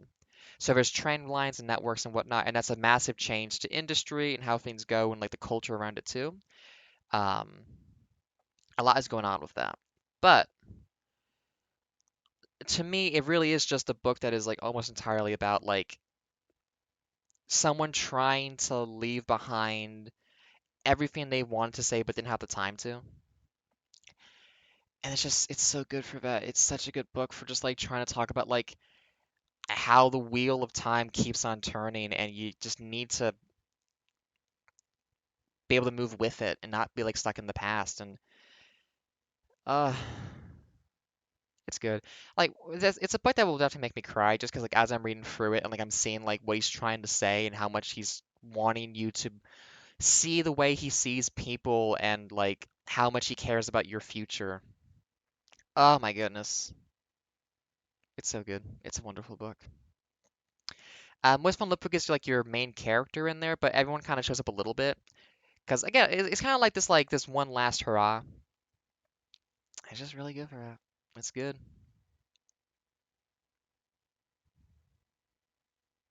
Mm. And I haven't read Shepherd's Crown yet. I need to read that one at some point. So that's the Discworld hour and a half done. Oops, is if an E? Oh, I think the possessive. Oh, is it not on here? There we go.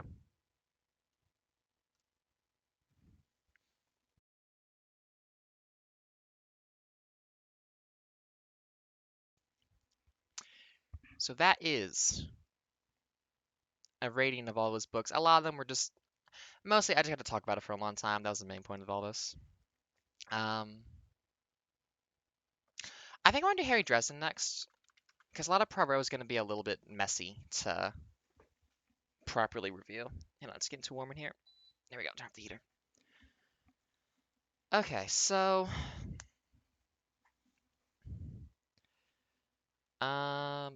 doesn't labor set weird?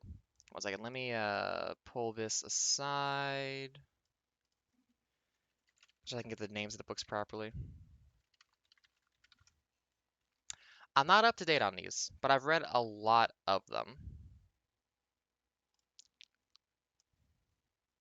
Oh, not you. There we go. So the whole vibe. Oh, hi. It'll take you a while this time. Usually those come sooner. Goodbye.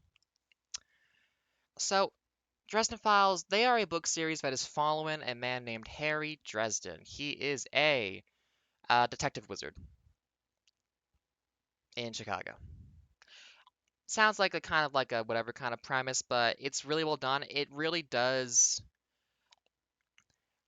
I'm curious to see an examination of this, how much urban fantasy was kicked off by literally this series, because it is just an incredible example of like fantasy and monsters in the real world done really well.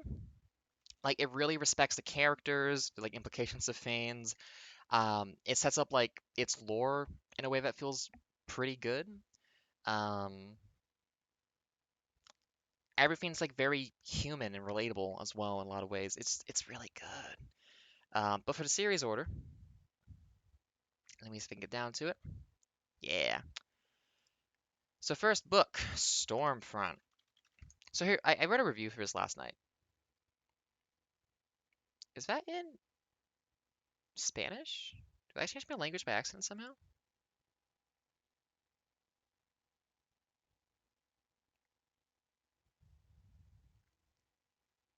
I don't know why these are. That's weird. Um, can I see my review for it? Yeah, there we go. So, my general thoughts on this one. If it was a standalone book by itself, I'd probably give it 4 out of 5. I think I said this before about something Terry Pratchett too. Um, but for its presence in the series in general, it's a setup book. It's getting things established. Um, I mean, I recommend it, but at the same time, like thinking about where this stuff goes, it's like, damn, this series really needs like this book to exist for the rest of it to like be justified and like able to do what it's doing. It's a really good time. So this first book, it's kind of the introduction, so it's kind of establishing things. You got Harry Dresden. He's a wizard. He's part of a like magical union circle sort of thing. But he's kind of not really part of it too well. Um, he kind of killed someone as a kid, and he's kind of on a probation type thing still, even into his adulthood. So there's a bit of a tension there. And he works as a private investigator who does consult with the police, but also I mean, they always try to do things kind of distance because this is a real police force in Chicago. It's a real world. Um, but by and large, like there's like a department of the police for like the weird supernatural stuff that nobody wants to touch. So it's kind of like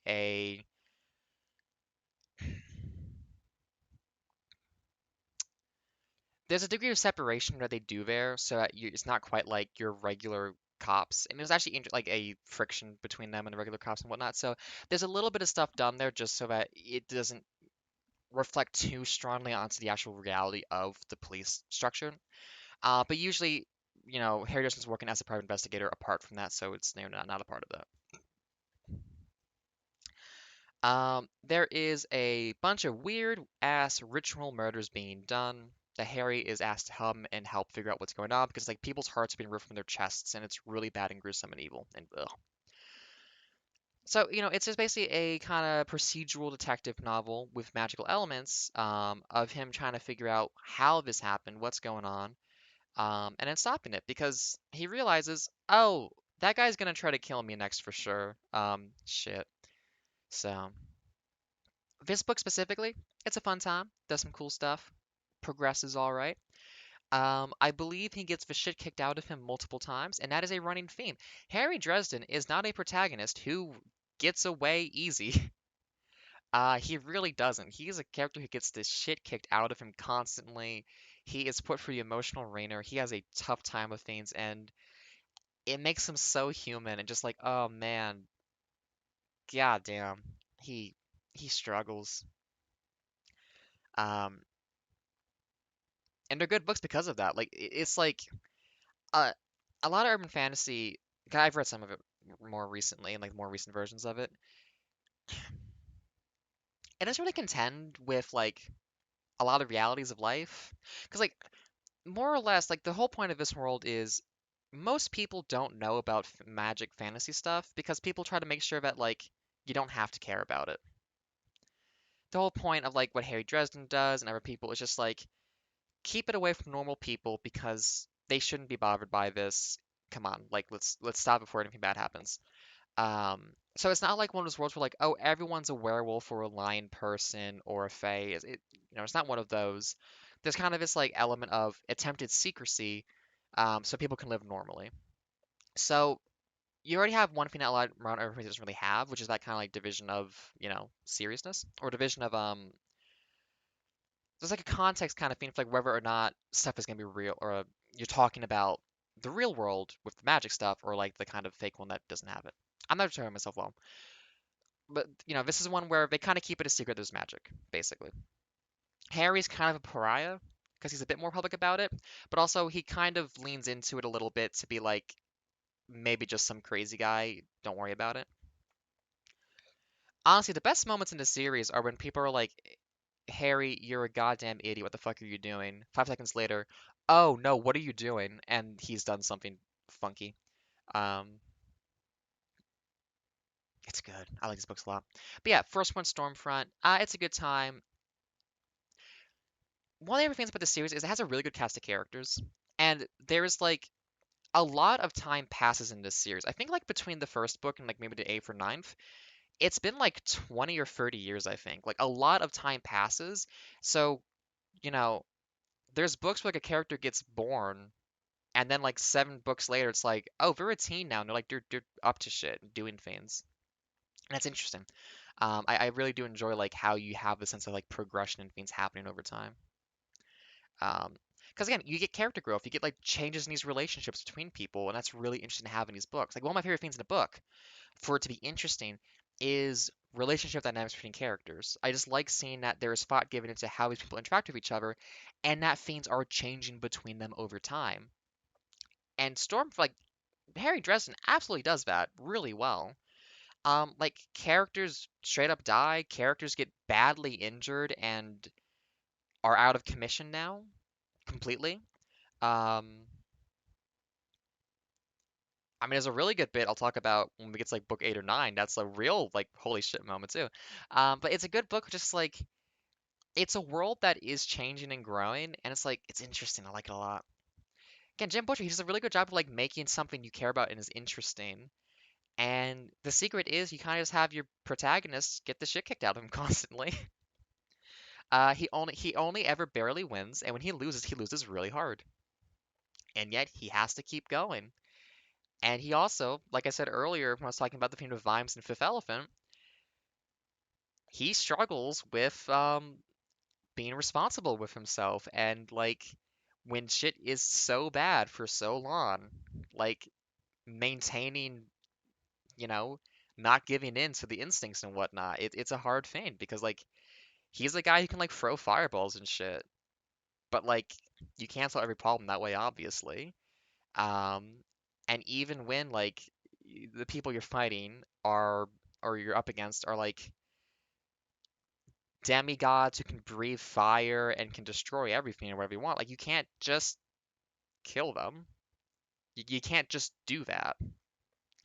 Um, so that those struggles, or just like having to do the right thing, even though you completely and totally hate the fact that you have to do it. Mm, it's a good shit.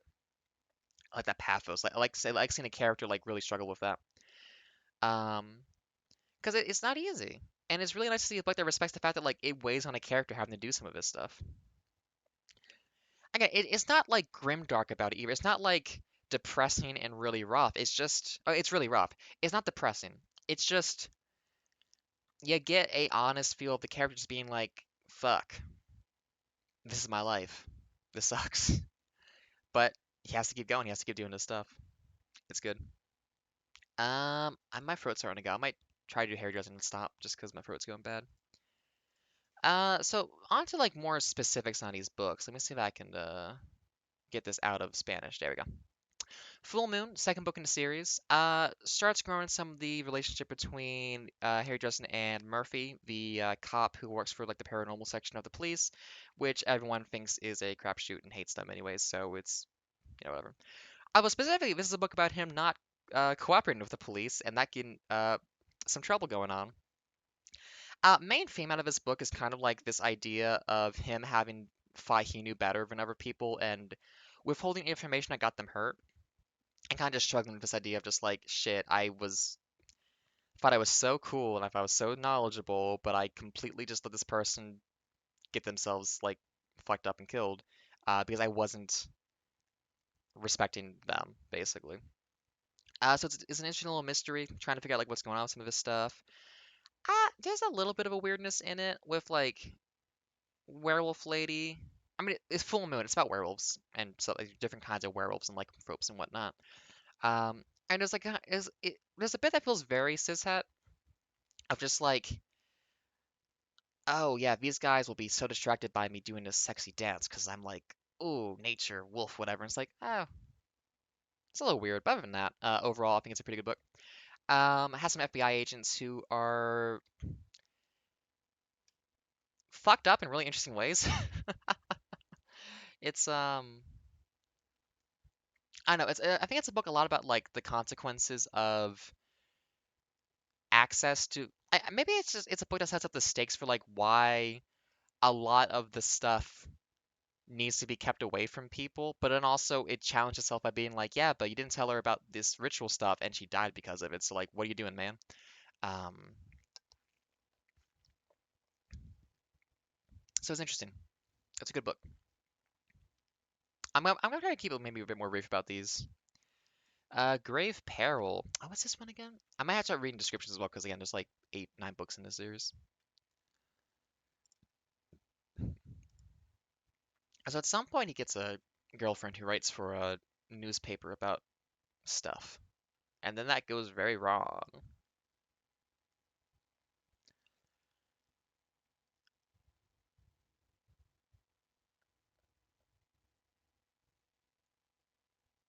I have to remind myself, is this the one that has Michael in it? Yes. Yeah. So Michael Carpenter is another character in the series. He is a Knight of the Cross. Uh, so these books, it's always interesting or something to analyze in a book for just like the notion of, well, is this real? Like, is what religions and what faiths and what belief systems get to be real and which ones aren't? And Harry Dresden is a character who is largely kind of agnostic, but understands that belief and faith in anything is a form of power. So it doesn't really matter if your religion or God is real. The belief in it is enough for it to like manifest and have power and strength. Like everything can be a tulpa more or less. At the same time, at a certain point, the Archangel Gabriel is just real. He is just a guy. Um, but also so is like Odin. So it's a little, well, Odin's real, but also to a certain point where someone dies and like basically goes to like a sort of a heaven, and it's kind of like a Christian heaven. But also, is that just because like Harry Dresden was raised in a culture that was so like inundated with like Christian as default that it's kind of hard to say like, exactly what the vibe is there for some of that stuff. Oh, I forgot about that part. Ooh. Um, so the whole like idea of like some aspects of like faith and religion in the books are a little bit, I think, Christian leaning. Um, but also, you know, it's not like shitting on other ideas and whatnot than just that. But this one I believe is there is a I think it's the ghost of a guy he yeah, so the ghost of a guy that he had previously tracked down is coming back to fuck with him and cause a bunch of problems. Does this one also end up with no, this one doesn't end with the stuff with Susan, I don't think. Oh, what happens this one? I did that in book 3? I thought that was way later. God damn.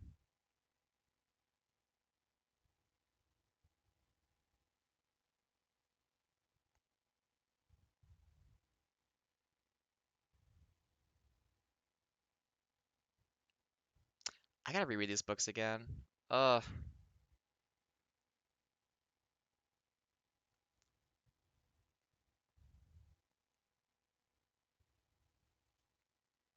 Oh, this is the one. Okay, so this that is a yeah, no, hang on. Grave Peril has a lot of shit happening in it. Yeah, that's a 5 star. That's a book where a lot of things go wrong very quickly. I didn't read the description to remember some of it though, but like yeah, a lot happens in that book that's just like goddamn, man. Goddamn. Um intentionally poisoning himself so that someone trying to collect on his soul won't collect because it's like, well, I'm gonna die if you do that, so I have to get back to the real world so I can like take the antidote. Oops. Um, but then being like, no, I actually poisoned myself. I can't lie. I am going to die in 3 hours if I don't get the antidote. It's like, Harry, what the fuck are you doing, man? Um, and then just also kind of in this book causing a massive political issue within the realm of the monsters and stuff that does not resolve easily or soon. It resolves in a way that's very painful, which we might get to if we continue to look at these books. Yeah, this series is really good. It's again, it's interesting. Like it's a series that has a running plot and a world that changes in reaction to what happens in a way that's really satisfying and well thought out. It's not a reset back to neutral every book with a new thing. It's a yeah, I've done this thing before, or I caused this to happen, so now all the vampires want to kill us because I it was the only way to not die and to not have this other person die, so fuck. Um yeah, damn, that ugh. Summer Night. Hey, you thought vampires were bad. What if there was also two courts of the Fae who were fighting each other, and you got asked to investigate the murder of one of them, so that they don't think that the other side did it? Um, yeah. So again, like, it's really interesting because like a lot of books, I think a lot of referring to too, like fairy stuff can be very boring. It's just like it's too weird. It's not human. It's not understandable. In Harry Dresden, the Fae are extremely human. It's just they're kind of weird. Like you can relate to and understand why they do what they do. It's not impossible to do that. It's just like weird or like at a scale and level you can't really easily think about as someone who like only lives for like 60, 70 years before you die. I think Harry Dresden's whole thing is like as a wizard he gets to live longer, so that's kind of why the books take place over like 30 years or whatever. Um, but yeah, this book kicks out. Um, starts with he's poor. His girlfriend was turned into a vampire and had to leave, and wouldn't stay with him when he was trying to like find a cure for her. He's obsessed with trying to find a cure for vampirism so he can save her. Because of other stuff that happened last book with his friend Knight of the Cross and his wife, not his fault, but still stuff happened. And also because he started a war of the vampires, um, which they kind of engineered it so he would do that. He's completely alone basically, and is having a really rough time. He is very depressed and stressed. And then a fairy asks him to solve a murder that everyone thinks she did. It's just like, man, from the start, he is getting just shit on by the universe. Um, and also, like, she owns his soul now because um, his fairy godmother sold his debt or something like that too. So,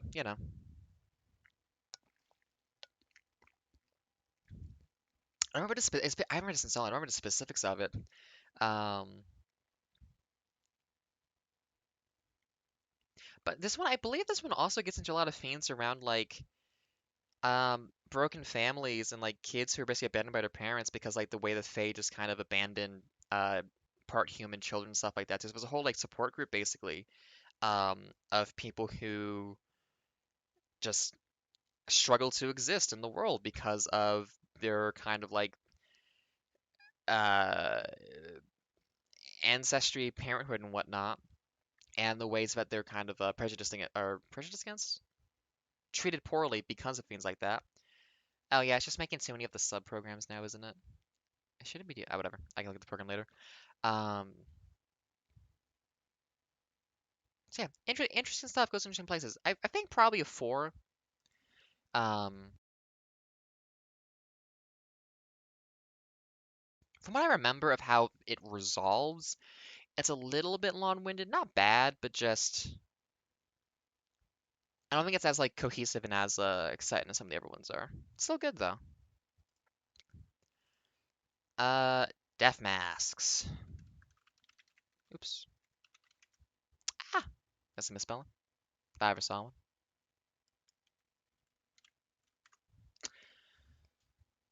Ugh. What's your deal? It's been a long time.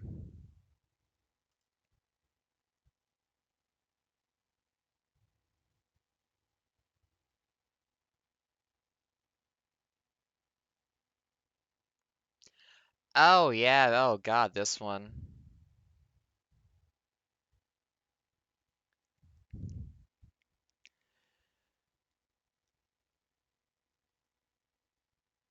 Uh.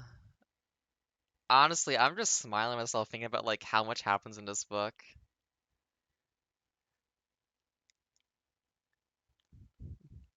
I do think this is the first book that has a queer character, and unfortunately the partner gets killed, so it's a little bit of like a, that's a trope I don't like seeing too much, but 2003, well, I don't remember if he gets better about that. Um, they haven't mentioned Marcone yet, have they? That's weird. He's in the first book. I don't know what to say about it, honestly. Just like these books just keep on continuing. I remember bits and pieces of this. I gotta reread these books, honestly. I think that's the main thing I'm thinking. I gotta reread this. Yeah, I had to hold off from reviewing because I don't remember enough about it. I think it's a good time though. It's interesting. I don't know if he gets beat up in this one like really badly or not though. What? We got blood rights. Oh, is that the resolution to That's a lot faster than I thought it'd be.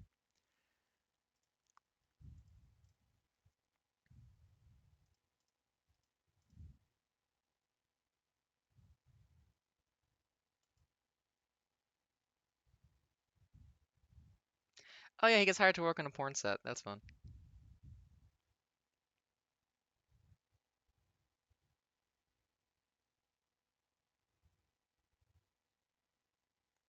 Okay, that's about the White Court of Vampires. Okay.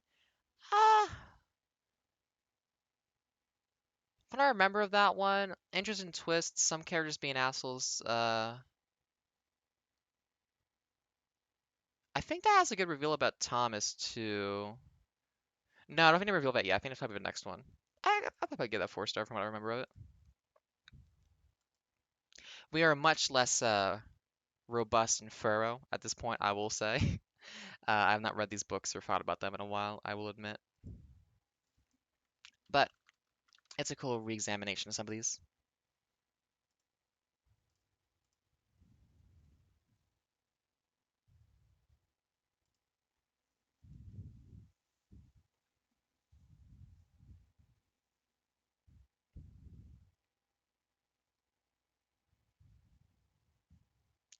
This is the one set on Halloween where some shit gets really bad. Like for him, not like the book's bad. Yeah. Ugh. I mean, come on. Yeah, I don't want to spoil these, honestly. I'm just gonna be like, these are good.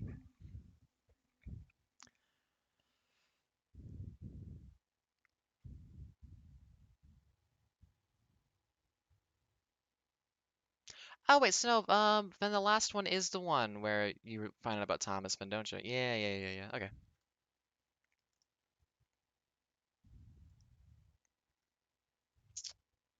Yeah, I could read the series honestly, catch up with it. How long does it take for him to get to the big one though? Hang on, is that proven? No, I can't be proven guilty. Hang on. Oh wow, book 12 changes. I read a lot. Wow. Oh, I'm only 2 books behind actually. I think I read Skin Game. Uh, yeah. He's starting to kind of get. It's funny. Book 15, he finally starts to actually get like a hold on things and can make some moves and still almost fucks up. That's a spoiler. I actually don't want to reveal that spoiler. What am I thinking of?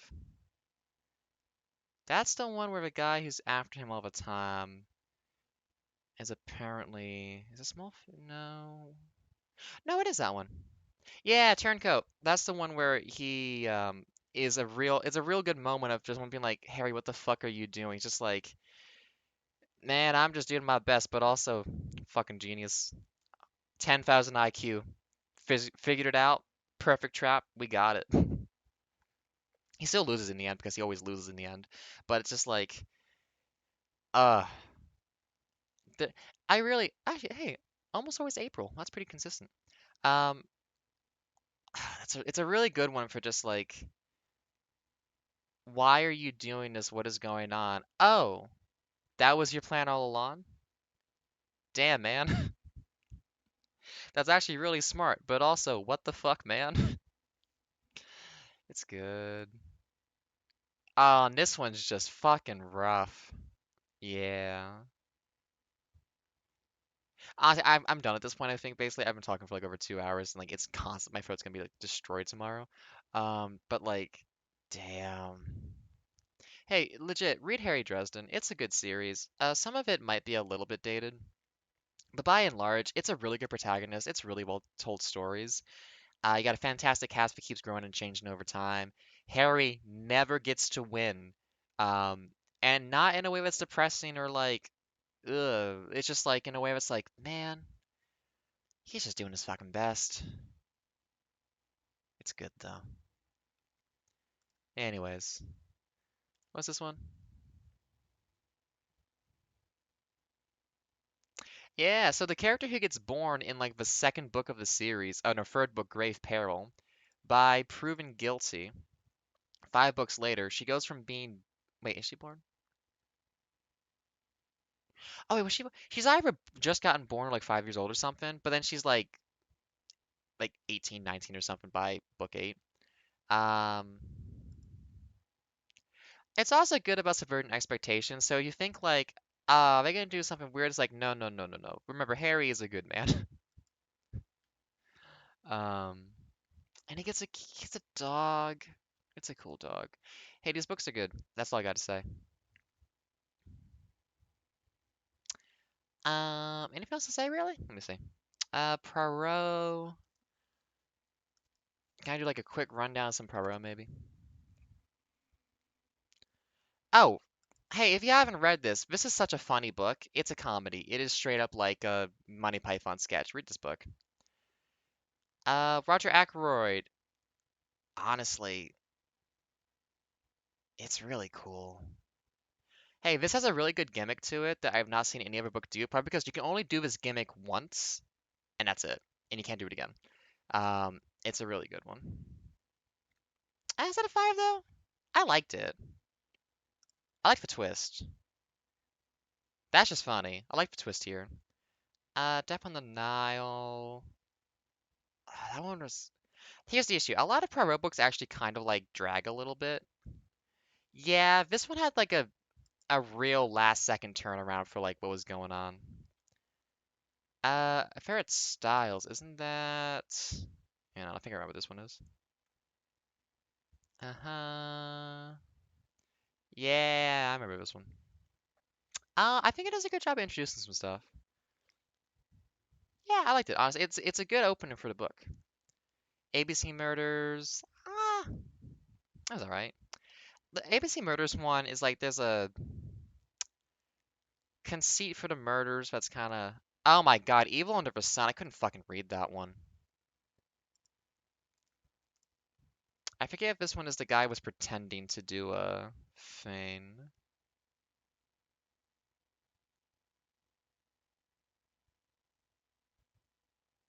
No, I think of a different one. ABC Murders. I don't remember the details of that one, honestly. I think it was a fun read, though. Doesn't stick with me too much. This is the one that I stopped reading at and took me like 8 months to get back to reading Poirot after that.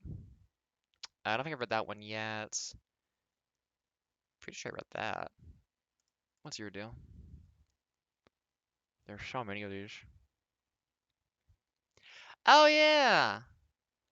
Uh,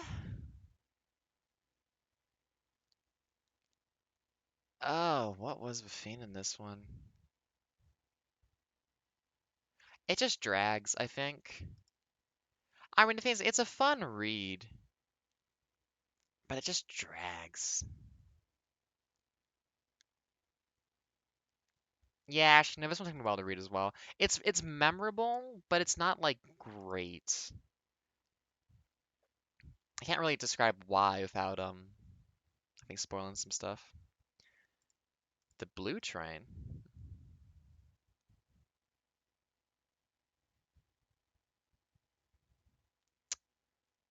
Boop doop doo.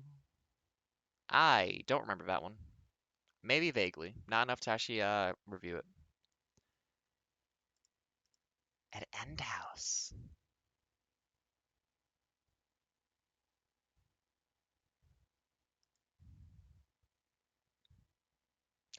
Oh yeah, I like this one actually.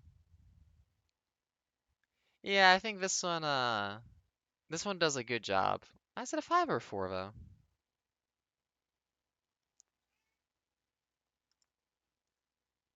I think I'll stick to a 4.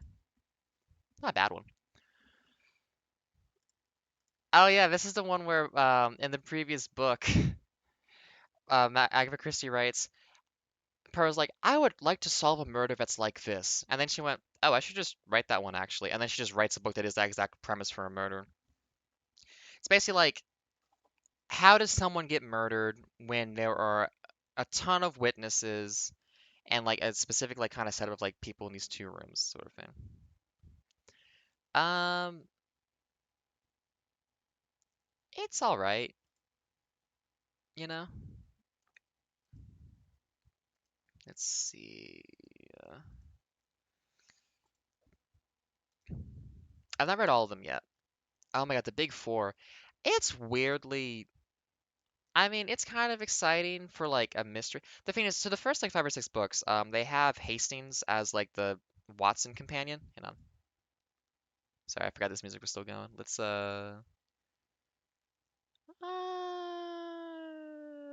Yeah, let's go back to ABBA. We're not doing Terry Pratchett right now. Um, so the first 6 books or so are basically doing a Watson Holmes kind of thing with Colonel Hastings as the companion, and she stops doing it after. But I think actually it's the Big Four when she stops doing that, more or less. Um, and like the Big Four, she gets like power scaling goes wild at that point, and then she finally kind of goes like, I should pull back a little bit actually, and she does, which is I think good for her to have done. Um,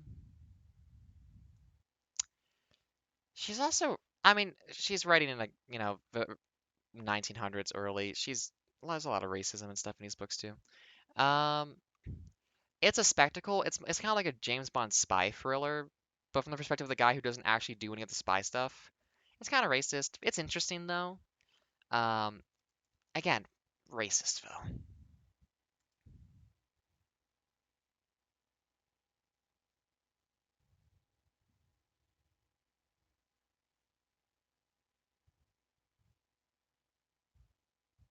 I remember how this one happens a little bit.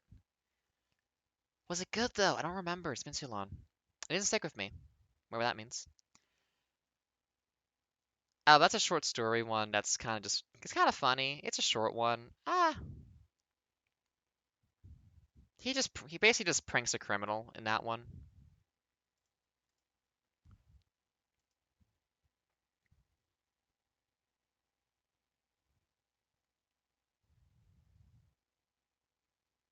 Wait, yeah, Appointment with Death. That's the one I couldn't. Wait. Oh, sorry, I had to go back real quick. I got these mixed up. Evil Under the Sun is not Appointment with Death. Easy to confuse the two. Evil Under the Sun is what if everyone hated this woman and called her dumb.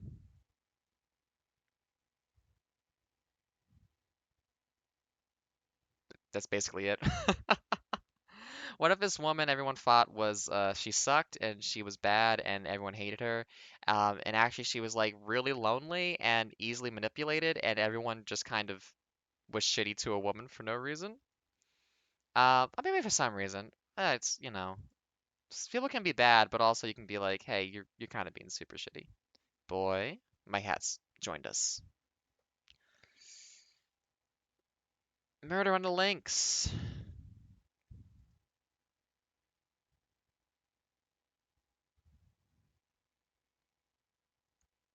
A man in his 40s falls for a woman in like hopefully her early 20s at least. Um, And initially he's like, "Oh, young people these days, her," and then they end up falling in love with each other because, um, yeah, it was interesting. It was all right. Murder in Mesopotamia. Is that the one? I think I read this one. Wait, is this the one I'm thinking of? Is Boy? Oh yeah. Okay, this one has like a little bit of a twist at the end. It's a little bit like, okay, but also, um, it's a fun ride. That one I remember enjoying. This is the one with like the bee sting, isn't it?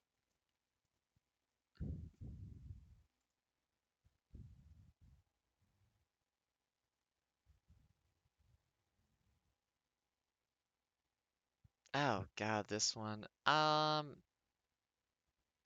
It's a little bit messy. A woman just kind of gets like thrown around, not like literally, but just like narratively thrown around. It's all right. He's not super in depth, I gotta admit, but yeah. This is very long. It is 7 or 8 smaller mysteries. Um, there's a really good one about a woman who steals dogs, and just for that, yeah, I liked it a lot. It's cool. Also, a religious cult that he has to deal with. Oh, this is the what is this one? This is the one where they are students in a house and one of them is essentially a murderer. Oh, no, no, no, it's a school. Right, Catwoman. Okay, so this is the one that has like the Ethiopian princess, I think, who's gets abducted but not actually abducted. Um, hmm.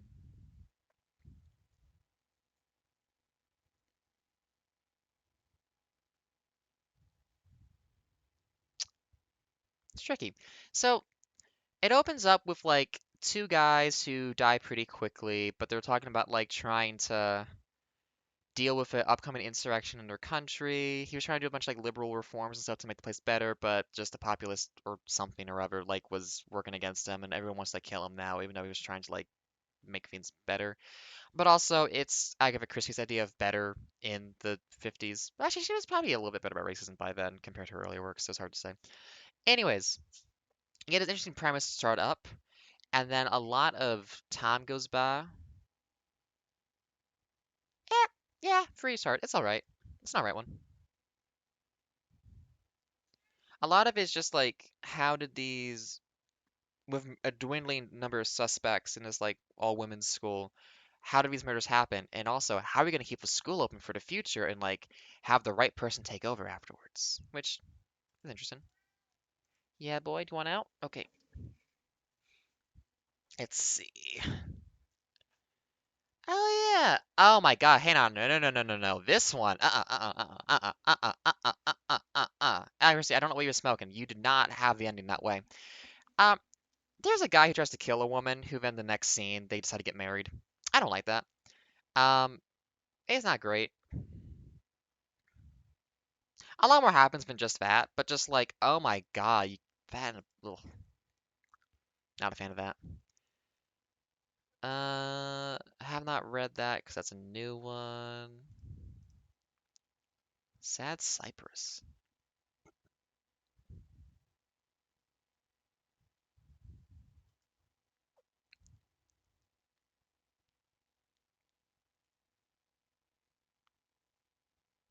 Let's see.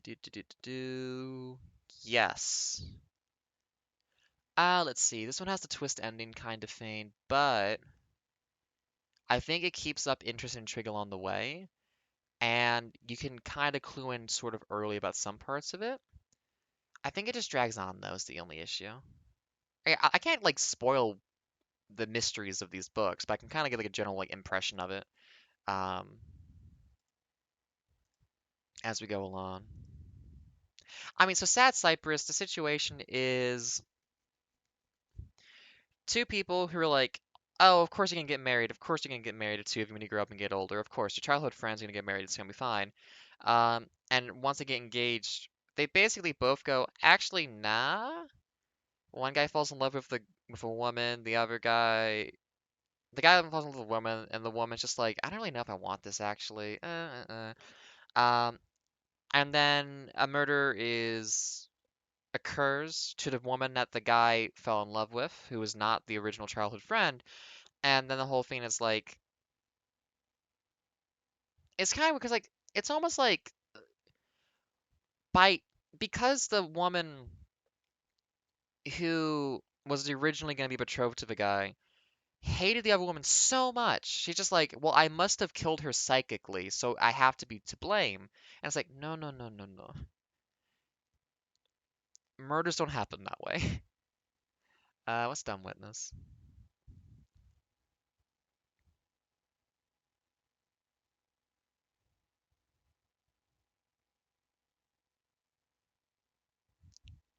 This one has like kind of a silly resolution. It's a fine mystery. You probably enjoy reading it, but also like, what do you mean in the reflection? This would look like that. Oh no, it's kind of goofy to me. I do enjoy these a lot. They're just kind of like all kind of goofy.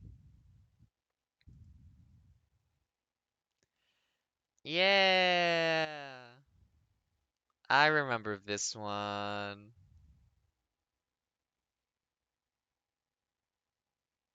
Random murder. What happened? Oh no. Um, I like it. I like the premise actually. I think this is a good one. I don't remember all the specifics.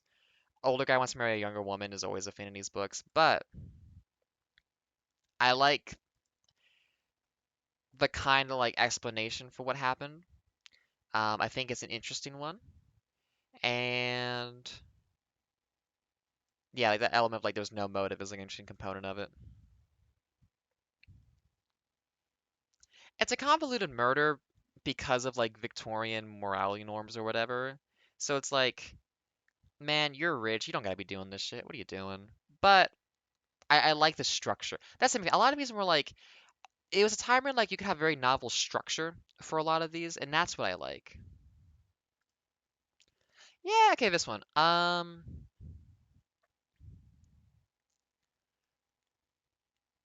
Did I finish reading this one? I am trying to a little bit just like make sure I even remember like how these ended, because there's so many of these that kind of run together. What's this one?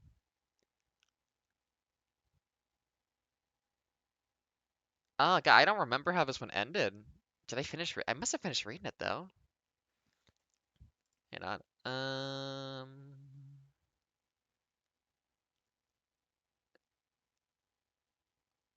Maybe I didn't.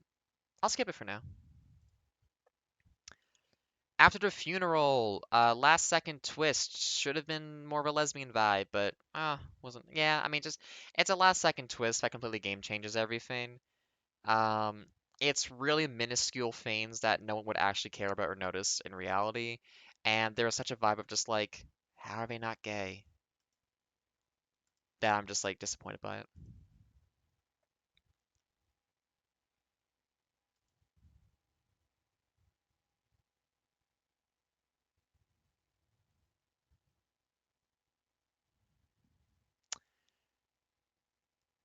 Yes, hang on. Is this the one that has the secret agent? No, I don't think this is the one with the woman that goes missing. I think this is the one where a rich fuck doesn't get away with it just because he's rich and important. I'm pretty sure. Yes, I like this one then.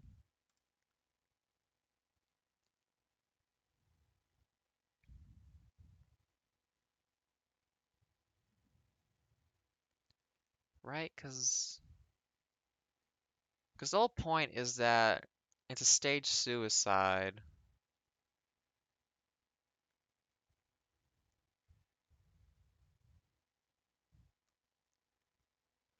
Right, it's a staged suicide just so that he can pretend to be the doctor and kill the guy who comes in. Right. Ah, but why though? No, this is the one that has the woman who. Yes, okay. Yeah. No, I think this one was good. I liked it. It had a good level of convolution to it. I'm trying not to spoil them too much as I'm going through, but I'm kind of like running through like what the point of these was.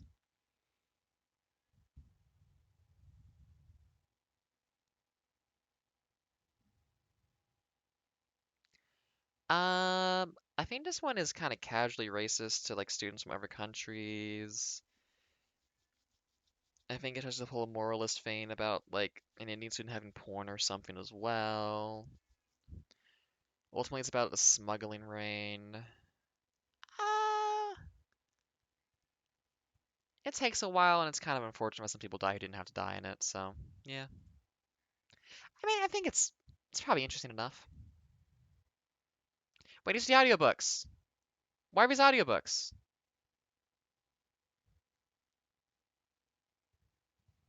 I'll have to go back and, whatever. I will go back and fix these later. Oh, my cat wants back in.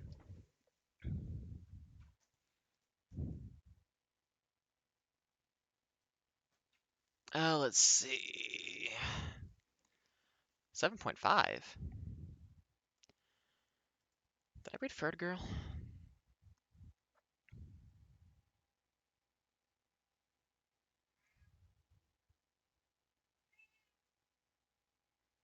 I don't remember that one at all. Yeah, boy. Yeah, your connection going, don't you? Let's see.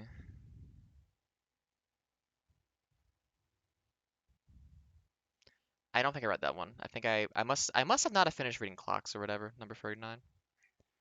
Christmas Pudding. Yeah, it's fun. He just pranks a guy. I think I already read that one. Mrs. McGinty's dead.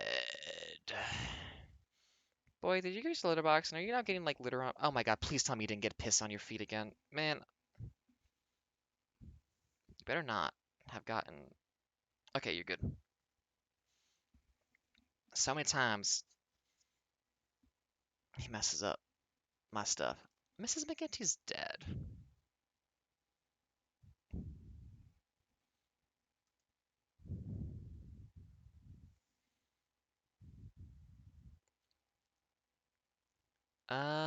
Yes, I like this one actually. This one was interesting. It had some good stuff in it.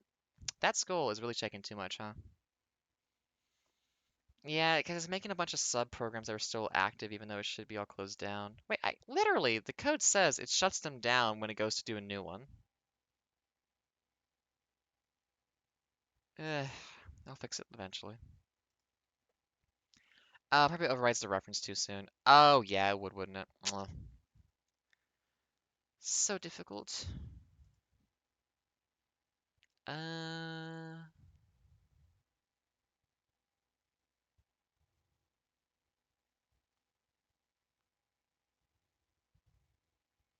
oh, it's short stories.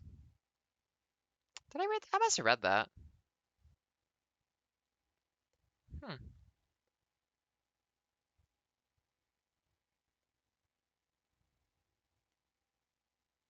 I don't remember that one. There's too many individuals. Dead Man's Folly. Oh yeah. Okay, that one. Hang on. I remember that one pretty well. Um, false identity, having killed someone years before, disappearing. Uh,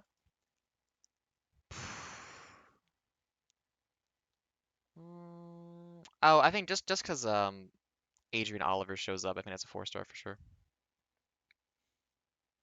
Why are these all audiobooks? Well, that might be all from me for today. We're getting through a lot of these. I'll just have to narrow down. Oh, there is like a new person writing for the series, aren't they? That'd be interesting.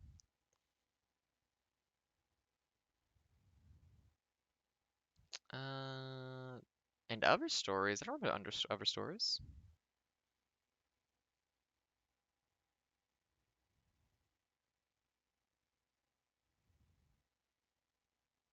I think a lot of these are missing. Oh, I will track down other stuff and figure it out later, but for now, my books I've read have really shot up, haven't they? And I actually didn't even rate all of them because I couldn't think well of a. So yeah, what are my 1 stars? Yeah, because they're just shitty to a woman in that book a lot, and it's kind of sad. It's just not a good example of his writing, and it's not great. Um, that one has bad messages about like relationships. I cannot stand Catcher in the Rye. I just couldn't finish this book. It didn't grip me well enough early on. I fell asleep when I was a kid during this one. I got to reread it at some point and change that. So the TV show for Dirk Gently, I like it a lot. I think Max Landis, I think, directed and he sucks ass, but it was a good show. And if you go back and read the book, it's nothing alike. And like I've read Hitchhiker's Guide to the Galaxy. I like Douglas Adams' writing. And this is a book that it really feels like a book between projects that kind of like half did his usual stuff for writing. It's like it's fine, but it's just not great, honestly. Um, I don't like it. It's just grimdark fantasy. I'm not a fan of that. It's young adult novel stuff. It gave me a migraine when I was a kid. That was a bad science fair day of me trying to read that book and getting a headache and having to be there for like 3 hours. I didn't like it. It's young adult. It's young adult. Uh, I mean, I could go into it for a while now, but I'm not gonna. The first Wayfarer's book is very good. The second one, it doesn't have the same spark, unfortunately. Well, that was me talking about books for almost 3 hours, 2 hours 42 minutes, listening to ABBA and some other music as well. My skull is shaking way too fast. Gotta fix that. Um, if you were there silently listening to me talk for so long, thank you. If I was alone this entire time, oh well, I was gonna do this anyways, and I got to talk about it out loud anyways. So I think we all won today. Anyways, that's all from me. Y'all have a good day. Y'all be groovy and cool. I'm gonna pop you on my goodbye screen. That skull's gonna keep on shaking. And I don't think anybody's here, so I'm not gonna do a raid because I don't think everybody's here. But thank you all, if you were there for being here. And if not, I hope y'all out there in the universe having a wonderful time. That the psychic underweave of all humanity is treating you well and you feel connected to other people. Um, I don't know if I actually believe that's a feint. It's more just like something I like to say. Whatever the case may be, enjoy yourself, have a wonderful day, keep being you, keep being groovy, and I'll see you next time. Probably actually playing a game next time. Oh, I just got told somebody was there. Well, I hope you enjoyed my book opinions, especially when it got extremely short and quick about Poirot books, being like, well, I can't talk about it because that spoils it, but like, it was good, or that one was very bad. And that's okay, V. But yeah, I'm gonna close up. I might do this again. I might do this for video games too. I like talking about my opinions about stuff. I mean, maybe also wait until like there's more consistently people around because I like talking to people about the stuff. And like, I was able, listen, I can talk about Discworld as proven today for an hour and 40 minutes, and that's without actually getting into like the details of anything specifically. Um, if I reread the book and took notes, I could talk so much about Fifth Elephant and the entire Guard series. So I was gonna do this either way. So I'm glad there's potential for people to listen to this, and maybe for someone to have a very strange VOD to watch in the future of a lot of book opinions, as well as me then just rereading Harry Dresden plot synopsises to be like, oh yeah, these books are good. I thought I remember more about them, but I gotta reread those. It's been way too long. Gotta catch up though. He hasn't finished the series though, and it's been years, and it's like, man, he's slowed down. He's working on other books now. But I mean, like, how do you finish a series like that though, with so much time put into it? Ugh. Also, actually, Jim Butcher's episode was pretty good too. His like he literally wrote a series that was just what if you crossed Pokemon with the Roman Lost Legion, and it's a pretty good series of books. I liked it. Uh, when I was a kid, at least. I think it was still probably pretty good. I don't think it's like gonna be as revolutionary or as fantastical as other stuff, but it was good. Other than that, did he write something else too? I can't remember. But yeah, I also gotta track down. This is also partially an effort for me to like actually think about all the books I've read. Because like there's stuff like Green Rider, there's like all the Tamora Pierce books as well. Alana, the woman who rides like a man, stuff like that. Like I've read a lot of books, and I do need to at some point, uh, in my opinion of myself, I do for myself feel I need to eventually record all those someplace. Because it's fun. Like me going through all my video games one day and being like, that's 400 video games minimum that I've played. Oops. But yeah, I'm taking a long time to say goodbye. Hey, y'all be groovy, y'all be cool, enjoy yourselves, have a wonderful time, and I will be back again sometime in the future, probably tomorrow morning. I'm trying to do like a schedule thing right now, not for streaming, just for my life in general. That's like Monday, Wednesday, Friday. My mornings are busy, so I stream in the afternoon, and then Tuesday, Thursday I can like stream in the morning. So we'll see how that goes. I might just I might play the Painted World DLC of Dark Souls so I can keep not doing Boreal Dancer because I'm not enjoying that very much. But we'll see what I end up getting up to. Also, I'll try to fix the skull so it doesn't keep shaking like that way too much. Ah, you poor thing. It's trying so hard. Poor baby. But anyways, thank you for being here. Have yourself a wonderful time. If you have any critiques of my criticisms of these books and reviews, that's cool. It's good to have your own opinions, not just to listen to what somebody else says. I respect that in you. Make your own list too. Think about it. Engage with the media and externalize your thoughts and feelings about it in ways that's respectful. Because that's good for your brain and good for the people around you, probably. But that's enough for me. I have this cookie in front of me. I've not been eating for like 6 hours now. I'm going to stop this stream and eat that cookie. And I hope that you out there can have a similarly amazing experience that I'm about to have in